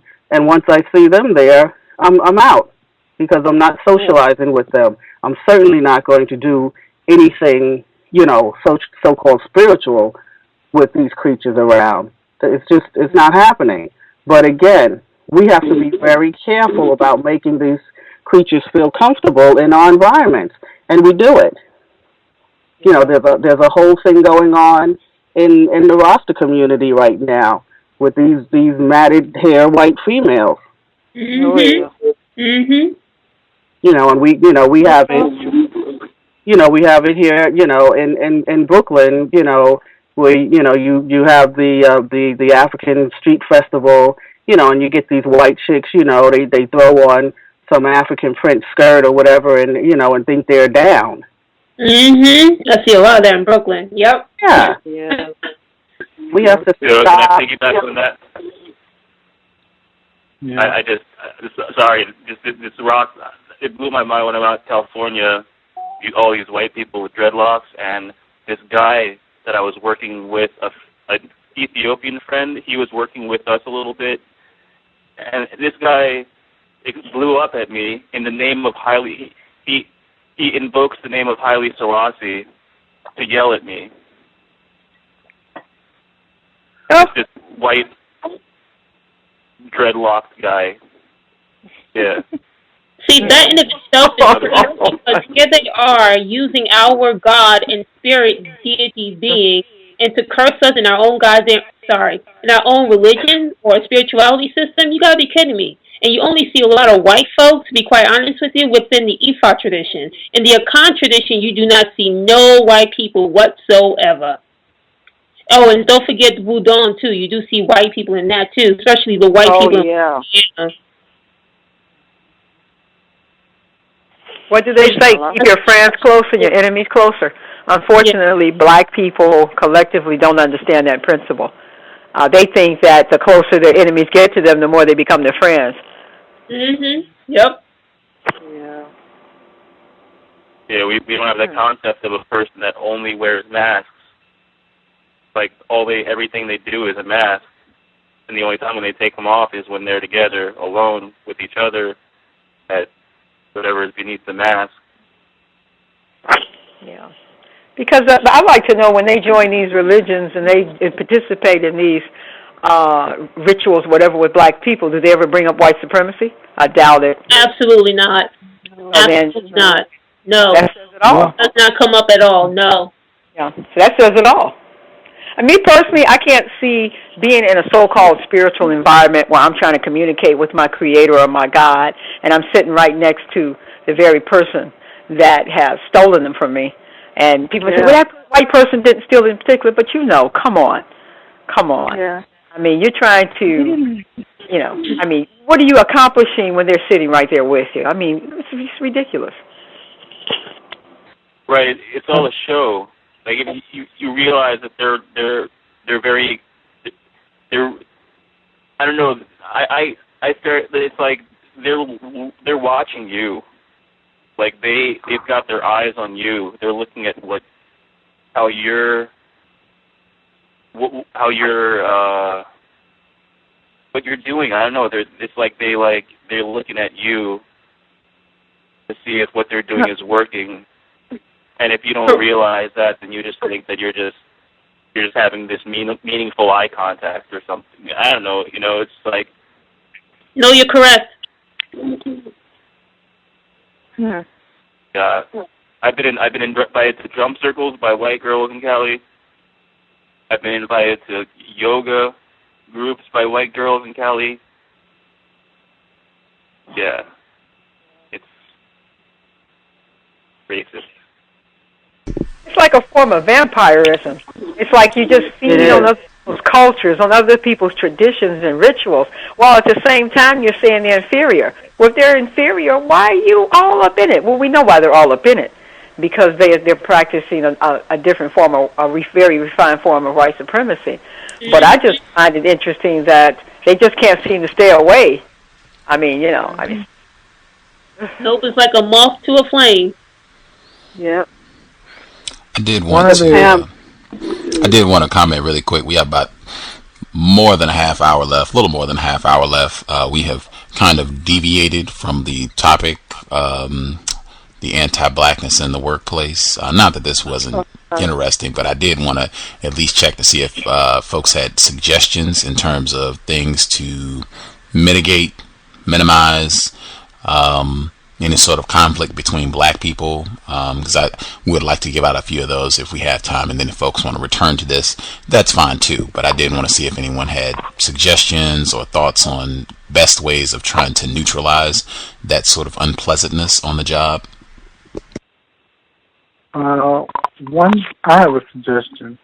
One thing that I do as a person that's slightly older than a lot of the younger people who come into the workplace is because I've noticed when younger people like college age come into the workplace, and if they're usually training with someone else, unfortunately, it's usually a person who tries to teach them bad habits, who tries to teach them things like, oh, well, do this to look like you're working, or do this to, appear to be busy, or things of that nature.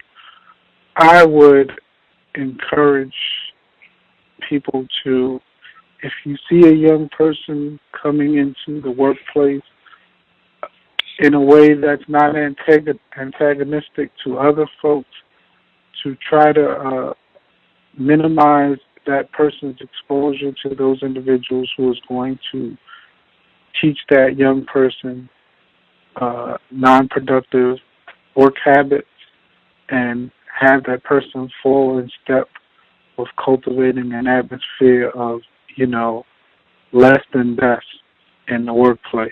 I mean, because if you've got to be in a workplace and you're going to be compensated for being in that workplace, I think that the best effort should be put forth, as opposed to being in a workplace and reinforcing the stereotype of us being shiftless, being non-productive, being lazy, and things of that nature.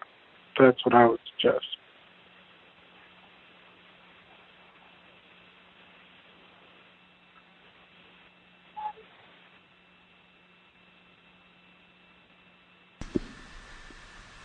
I had a couple of suggestions. Oh, so you go ahead. Oh, okay. I would agree with that one. I don't know. I guess kind of a systematic, like a solid work ethic.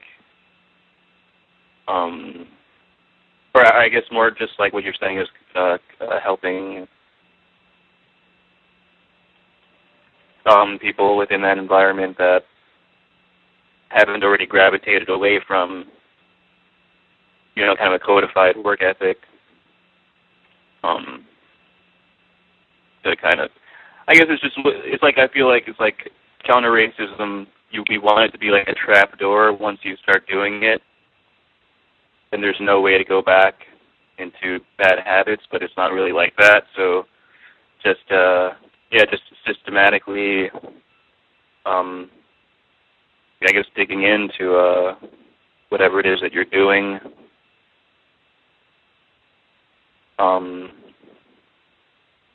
In a systematic way. And I guess I don't have really too much experience with coworkers. I'm kind of doing a very narrow.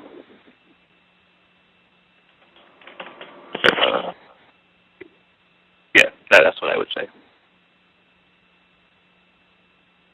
I would add to that. I had a short list of things, and some of them I took from Dr. Wellstein, some from Mr. Fuller. Basically, and stop name calling. That's hard for me because sometimes you want to say that freaking idiot, So, the whole name calling thing, baby, we need to get out of the habit of that. Mentoring younger blacks, I think, was just something that was said, and I think that a lot of times young black people come into the workplace with other black people, and a lot of times they wind up being mistreated. So I'm thinking, like, here's this young black person who's coming into an already hostile white workplace, whether it's a lot of white people around or not. And now black people who have been there a while are not trying to help them, not trying to encourage them. And I'm thinking, like, what kind of mess is that? Because if it was our children, we would think, okay, that's the thing we should be doing. But with other people's children, suddenly that's not a problem, not important. So I would definitely say, go out of your way to encourage and mentor. A lot of times, if we've been on the job a while, we know things that get people into trouble. We know things that help. We know things that hurt. So we need to make more of an effort to reach out to younger black people on the job, because they're right to think, if we're mistreating them, they're right to grow up thinking that they need to not really, that this black stuff is just it's nonsense, because we're not showing them that there is something to it. And I would say also avoid gossiping, minimize contact with people you are most likely to be in conflict. That's worked for me as well as can be expected. I just try to minimize contact with people that, for whatever reason, decide they don't care for me, whatever. Avoid socializing with white people during and after work, because that increases your anti-blackness. Stop tricking on other black people. It really doesn't benefit you. Because I've watched people do it, and guess what? It's like it doesn't really work out. Because, when you get through throwing other black people under the bus, your turn is coming. So I've watched it at my job, and it really doesn't work. Don't bash other black people in front of white people. I have white people try to draw me into negative conversations about black people. Have it happen all the time. And I won't do it. And when you turn it around and you start to talk about somebody white, all of a sudden they're not interested in the conversation. And this is the hardest one of all, and for me, try to see a troublesome black coworker as a victim to reduce your hostility, but you might have to limit contact if you can, because it's hard to see somebody that's just really a problem for you, see them as a victim, and I think that's the hardest one, but I think it's the most constructive one in reducing conflict, but you also have to limit contact with them. So those are some suggestions that I had. I like the last suggestion. I think that's really, really, it sounds effective. It does help. It helps me because it makes me not, it reduces my hostility. Which is good. I would add, particularly for black males, to refrain from engaging in discussions of sports. Oh, yes. Because I have observed that white males use sports as a metaphor to practice racism. I mean, you could be talking about, for instance, Miami Heat versus Oklahoma City, and you're talking about the game and who won game one or whatever, and then out of the blue, a white male may say something like, I know they were cheering in Cleveland. And then you'll be like, well, what does that have to do with it? And then you come to realize that he's saying because LeBron James, that Negro, had the nerve to leave the plantation of Cleveland to go and think that he was going to get a championship in Miami. And now you're in a situation where they're making social commentary disguised in sports talk. And you're in a very uncomfortable situation. So I would, it'll be something like Floyd Mayweather and Pacquiao. They're usually talking about the social dynamic, whereas you may be talking about the sport dynamic. They're usually talking about something deeper. So to avoid that, refrain from any discussion of any sports with white males and with males, period, on the job. That's a good suggestion. I can see how that would be used to put to make other statements. What is it? LeBron James? Geez, I mean, I'm surprised his poster isn't up in the post office under America's Most Wanted. I'm trying to, it's just amazing to me how much hostility is aimed at this basketball player. He said something about racism too, like in addition to all the other stuff. He's not with a white woman. He's dark complexion. He's brilliant at what he does. He switched plantations. I think he has a black agent. In addition to all that, I think he had the audacity to say, hey, I think this is racism. All of y'all making these. And then he tweeted. I didn't even see this till recently. He had I think he took an hour on his Twitter account, and he said, okay, everybody, you all are hating on me. 1 hour, take your best shot and post, your worst tweets or whatever you want to say about me. And of course, the racism spewed out. They were calling him all sorts of big lip nigger and blah, blah, blah. And he reposted this stuff and said, see, this is what I've been saying. I think there's a lot of racism behind the criticism. And white people screeching halt. Wait a minute now. LeBron is saying it's racism. This happened, I think, a year ago. So I think that only added to all of the, with everything else that he has done to get white people hating him. Yeah.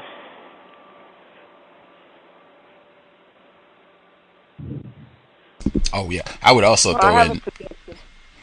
just one quick one. I would say you really reference everybody, but I was thinking black people. Reference everybody, sir and ma'am on the job.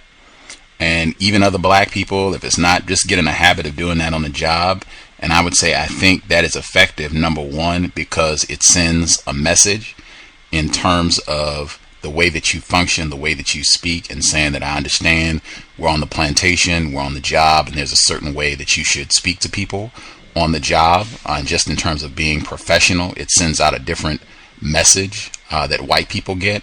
And it's been my observation, white people do not like seeing black people refer to other black people with that sort of respectful manner, referencing black people regardless of age or what have you. Yes ma'am, yes sir. That really bothers white people. They tend to think that that sort of respect is supposed to be reserved for white people. And I hope that it would open up an opportunity for dialogue. So like if you consistently are doing that and a black person's like, man, why are you always referencing people as sir and ma'am? Bang, you have an opportunity to say, because we are behind enemy lines, and I want to be very mindful about the way that I'm speaking, the way that I conduct myself at all times. I understand that these white people are not my friend, and I want to make sure that I'm on my P's and Q's at all times. It might even open up dialogue with some other black people in terms of giving them some counter warfare tips on things that they can do to just watch themselves on the job. Right. I agree with that, because I do that on the job as well, which I think will also help minimize for other black people in contact with other black people on the job of the anti-blackness that everyone speak of. Yeah. I would also say, stop handing out nigger cards at work. You see that it's now in the news about Gwyneth Paltrow using what they call the N-word recently, and everyone's in an uproar. So if you don't want to have a white coworker refer to you as a nigger, for whatever reason, I think that if you're comfortable using that as an exchange amongst other black folks, then do that at home. But I think that the workplace should be a nigger-free environment. White people feel that way too.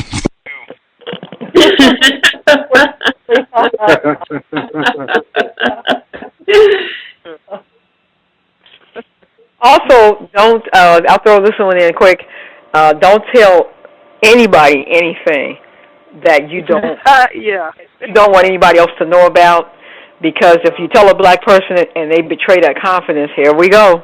We're on that anti-blackism roller coaster with two black people bickering and being angry. So I should just be careful, saying things that you don't want repeated, confiding, giving confidences that you don't want to be shared. It's all part of, to me, of the minimizing contact, being careful about the kind of contact you have. And like Gus was saying, let it be business, let it be respectful. And I think that's great to use ma'am and sir, because I think there's something inside us that gets jump-started when something happens. And even though that person might not show a reaction, you still planting a seed.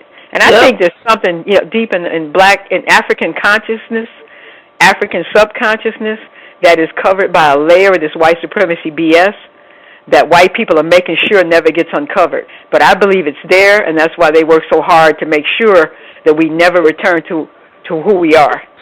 So anything drop is like a little bomb. I totally agree.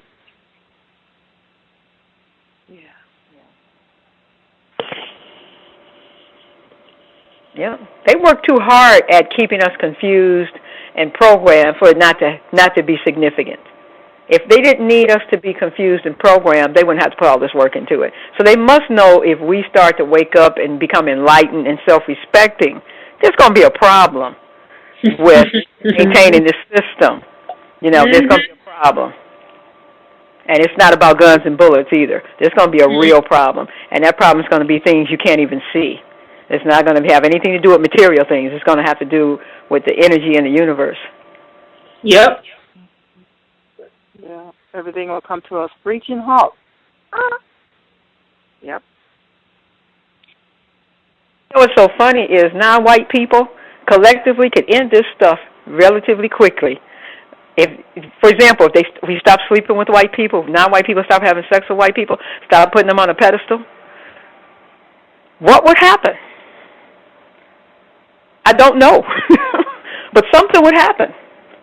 It's not really about guns and bullets. It's about mind control. Mm-hmm. Because you know where in the world you can control the whole planet. I don't care how many guns. You can try to destroy the planet, but you can't control the people when they don't want to be controlled. Because even if you tried to starve them, they're the ones in the field. How are you going to control the planet's crops when you got the non-white people in the field picking them? How are you going to control the resources when the non-white people are the ones working in the mines, harvesting the resources? I mean, it's not really about guns and bullets. It's about keeping non-white people psychologically dominated. I have another one for black males. In my workplace, there are a lot of pictorial magazines that come out with black women turned around backwards. And I noticed many of the black males showing these magazines or sharing them with white coworkers, giving them an opportunity for them to objectify black women. I would say refrain from bringing any of that material to the workplace. Refrain from the Beyonce discussions with white males. Refrain from the which black woman is this fine and that fine with white males. Don't get into that discussion with them at all, because it always opens the door for white males to begin encroaching in that area in which they're now asking about black women and their sexual expressiveness and things of that nature. Don't have those discussions at all with white males. It leads to disrespect, disguised as disguised as sexual interest, but it's really just disrespect. Absolutely.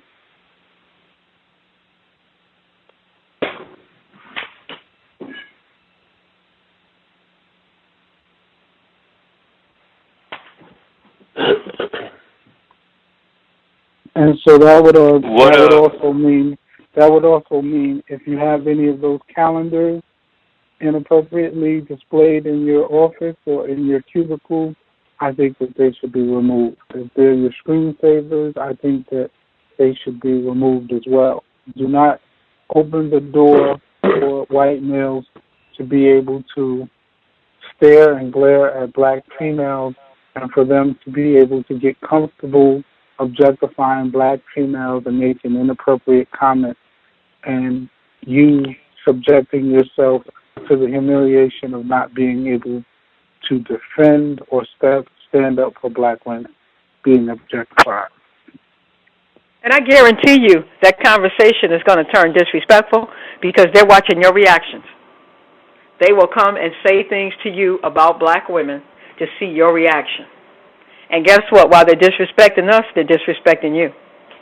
Because you try to flip that around and have that conversation about white females. It's not that they respect white females. They just understand it's a reflection of them. That you come and you talk about their women. Absolutely, because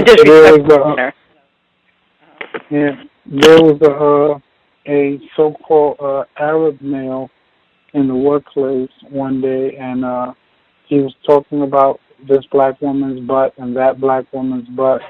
And when one of the younger black males spoke about so-called Arab or Middle Eastern female and talked about he wanted to take her to lunch, this Arab male lost his mind. And then the black male was like, oh, we can't date any of you? And he's like, no. And then he's like, oh, but you can own newsstands where you sell magazines with black women turned around backwards all day long. And he was like, Arab women respect themselves, black women don't. Mm-hmm. And it was really sad to see that in the workplace. You can see that when you go shopping and you go to these. I don't buy my fish from Arabs. I was like one of these people going in there when they took over the fish places in our neighborhoods. I will not buy any fish from Arabs. one thing, you come in there, you already know you're buying substandard quality food.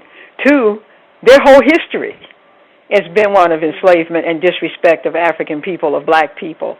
And then three, me coming in as a black woman, I have seen their attitudes. And if you don't want to play ball, in terms of, it's not every single Arab is in there, but there'll always be one who will sit there and try to make some kind of innuendo or something. If you're not responsive, they get ugly. They get that hostility comes. And frankly, they think black women are whores. And you notice if you go to Arab business, you don't see Arab women working there, not in black neighborhoods, because you do not want black men hitting on their women. They don't want black men looking at their women. So every Arab place I've gone to, it's been all men. I don't remember a single one where I've seen a woman working there, and especially not a young woman. And they're getting our girls pregnant. There's more and more black girls walking around with babies by these Arab guys, who, by the way, are not paying child support. Mm-hmm. So we have to do a better job respecting our girls. And we have to do a better job respecting our girls. Because if they grow up in an environment where they're being disrespected, they can't be expected to have the self-esteem necessary to understand what respect is.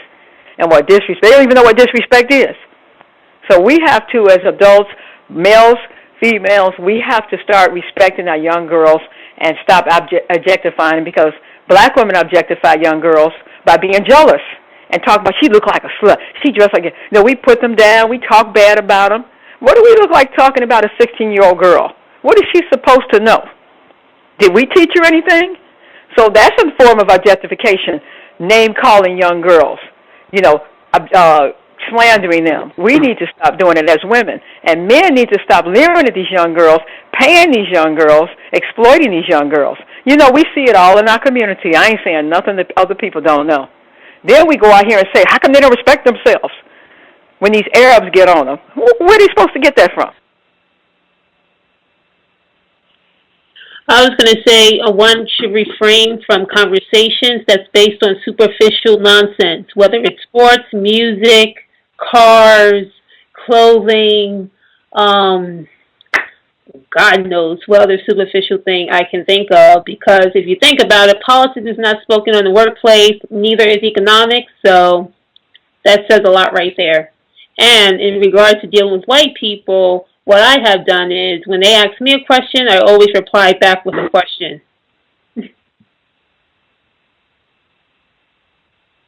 No Obama talk at all at work. None. None. Because that's not a political discussion. It may appear to be a political discussion, but it is always couched in racism with white folks. So don't discuss it. If they ask you, what do you think of, for instance, Obama's position on same-gender marriage or whatever, have no opinion at all. Or reverse and say, what do you think about it? It must be important to you if you're asking me that question. I don't even want to know what they think about it. I'm just not having the discussion.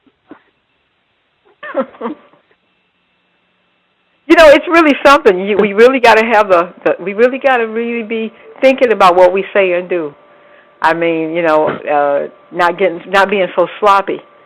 But I know I've been sloppy many times. But I'm listening to these suggestions, and I found a couple that I think I'm going to start using.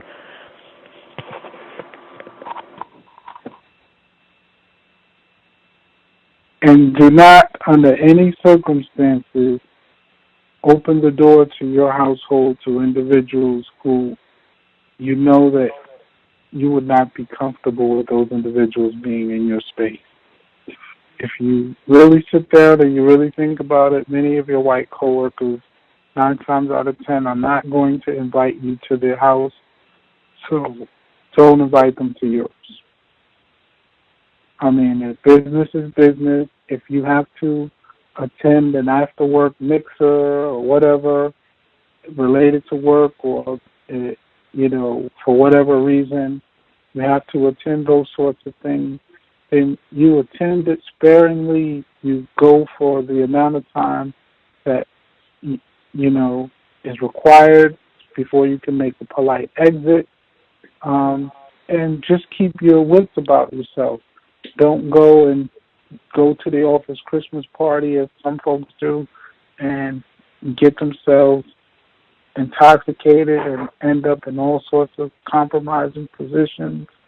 Remember at all times that, for you, there is no leisure time when you're at work.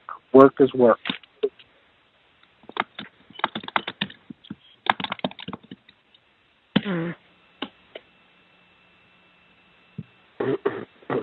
Someone sent me an email a while ago, and I can't remember who it was, but it was something about a black female who was at the workplace, and it was some kind of office party, and I don't know if people kept trying to get her drunk or something like that, or giving her drinks, or maybe put something in the drink. I don't remember the details, but the point of it was, white males kept rubbing up against her and asking her, did she want to go to the bathroom or some kind of thing. And she, luckily sat there and, was disgusted by that. But I've been in those situations, and I wasn't drunk, wasn't really even drinking. And these office parties, these social events around white males, sooner or later, somebody is going to make some kind of move. It's going to be something sneaky. I went to a convention one time, and you meet people throughout the evening, whatever. And I get a phone call at midnight from some white male that I had met, didn't really know him, and wanted to know, did I want to come to his room for a drink?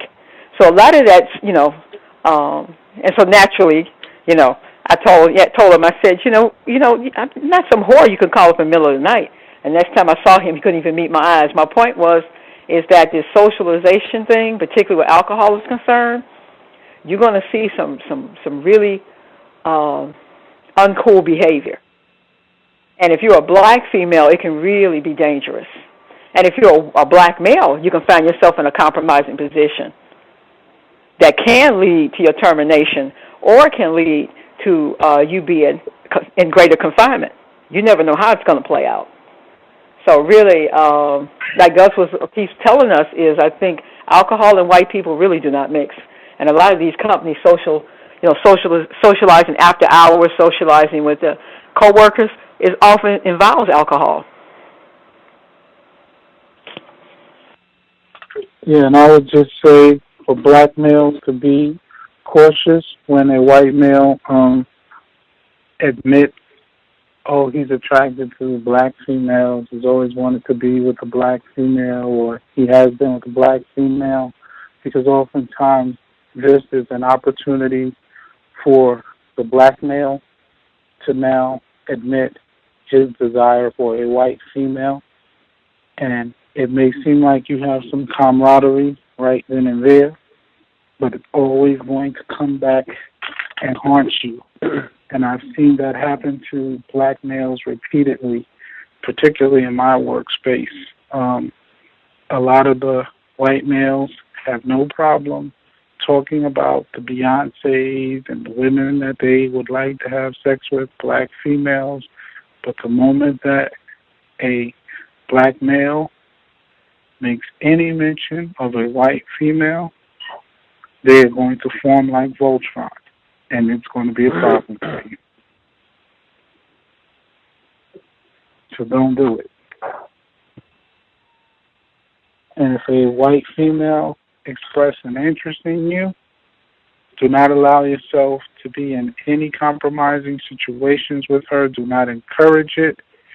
Do not discourage it in such a way that she is going to make up a story to suggest that more happened than what actually happened.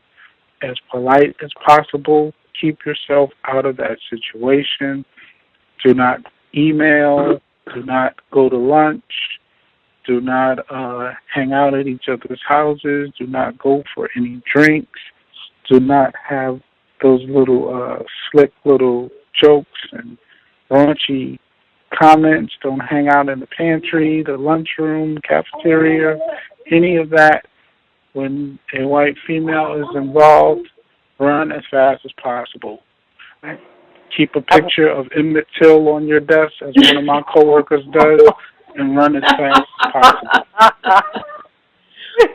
I agree because I noticed that a lot of white women that I worked with in the past, especially when I didn't work in the film industry, they tend to document everything, the one you least expect, and they're always spending time in the human resources department. So I say stay away from them altogether too. And I've seen black men lose their jobs over their involvement with white females. I had a friend that he worked for the state's attorney's office. He was a lawyer, and there was this black male who came in, was a real hot-shot lawyer, thought he was going to go up the ladder, and he started trying to hit on the white female, his boss, and he wound up with a sexual harassment, lost his job. Anyway, this black male that I know, he's sharp enough to know that, the white males in the office are always watching those black men. He said they would be watching him whenever he interacted with a white female. And he said he got in the habit of leaving his office, making sure his office door stayed open if a white female coworker came into his office. And he said he made sure never to be alone with them, not to socialize or any of that. Well, needless to say, he's not working there anymore. He didn't get fired, but he left. But he said he watched black male after black male get into some kind of situation where these white males are watching and they were perceived, even if they weren't doing anything. It might have been the perception, but he said they watched him like a hawk. And he made sure that he always left his office door open. So black men have to really be aware that you're never going to blend in. You're never just going to be a coworker. You're never just going to be another person. You're always going to be a black person. Don't forget that I've been in several situations. I'm sorry. Go ahead, sir. I was just going to say I've been in several situations where I've my work, with white females at work, where they've tried to get me fired, or they did, and it just had something to do with some casual kind of a social thing that, and then the thing with alcohol too, don't do it. They'll feed you alcohol. Like, I was at an office, we had a party once at this restaurant where I was working in Denver, and they just opened the bar for all of the employees, and they closed the restaurant, and you got a DJ, and before the night ended, a white male got accused of rape by a non-white female. I ended up, you could ring a cowbell for me. It was terrible. It was unprecedented. It's like they just want to take it to the next level, like every day. That's just what they want to do. So we don't need to give them any fuel.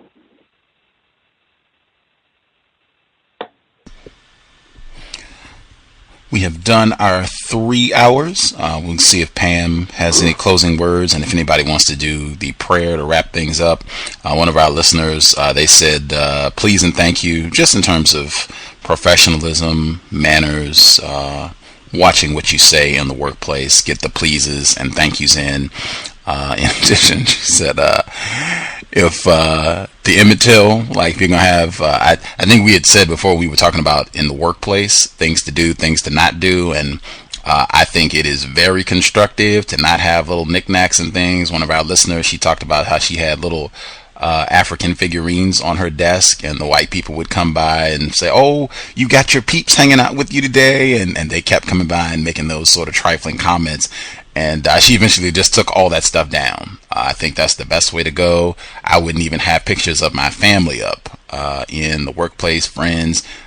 We are behind enemy lines. I don't need white people looking at my If you have an attempted wife, children, parents, none of that. I wouldn't have anything on my desk except the things that I need to do my job. That's it.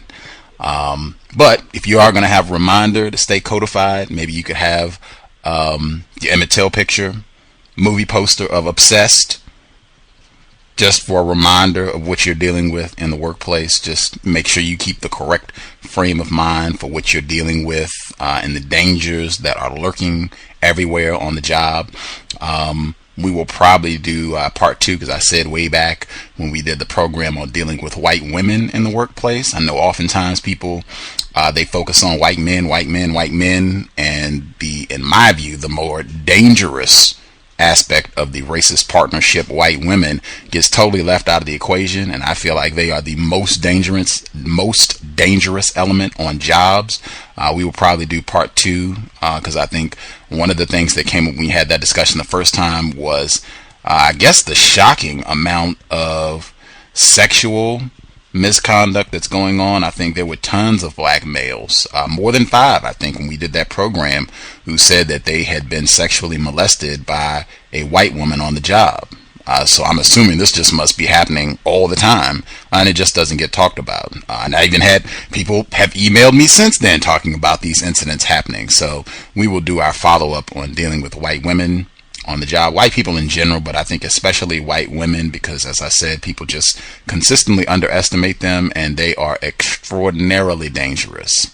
At any rate, we'll be back on Friday, Yurugu, doing pages 280 through 350.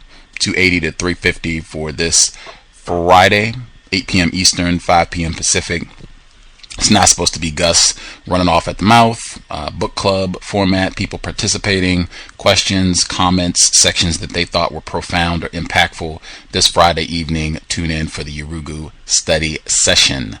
Pam, if you have any closing thoughts you want to leave our listeners with, feel free. And if anyone wants to do the prayer, be thinking. Pam?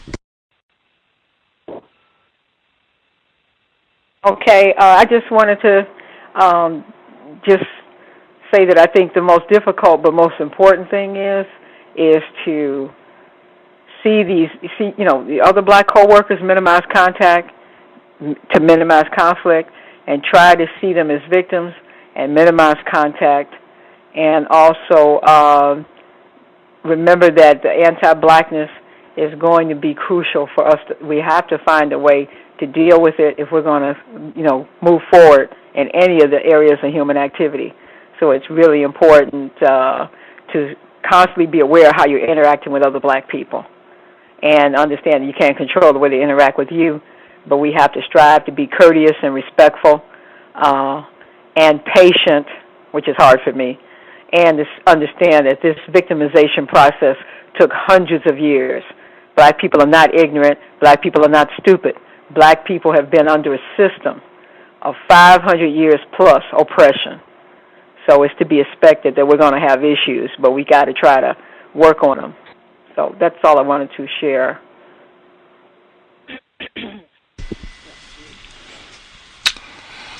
Groovy. The website, TrojanHorse1.com. TrojanHorse1.com. Invest if you think the program is constructive. Anyone want to do the prayer to wrap things up for us?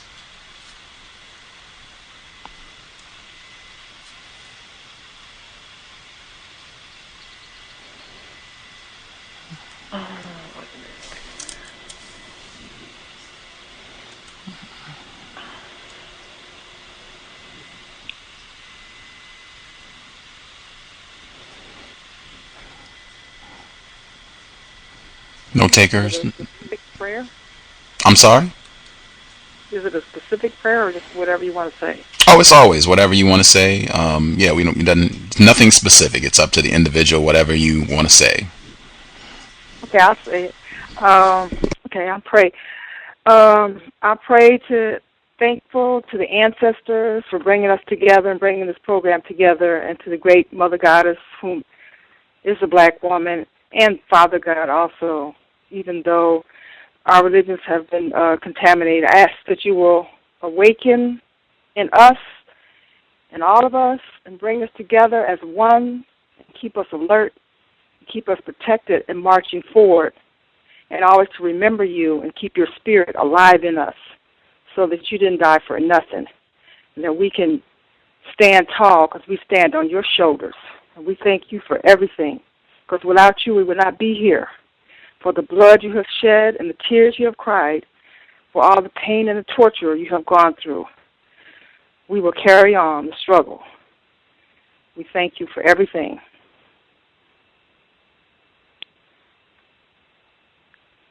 Amen. Amen. Ashe. Context of White Supremacy signing out. Thank you, everybody, for tuning in.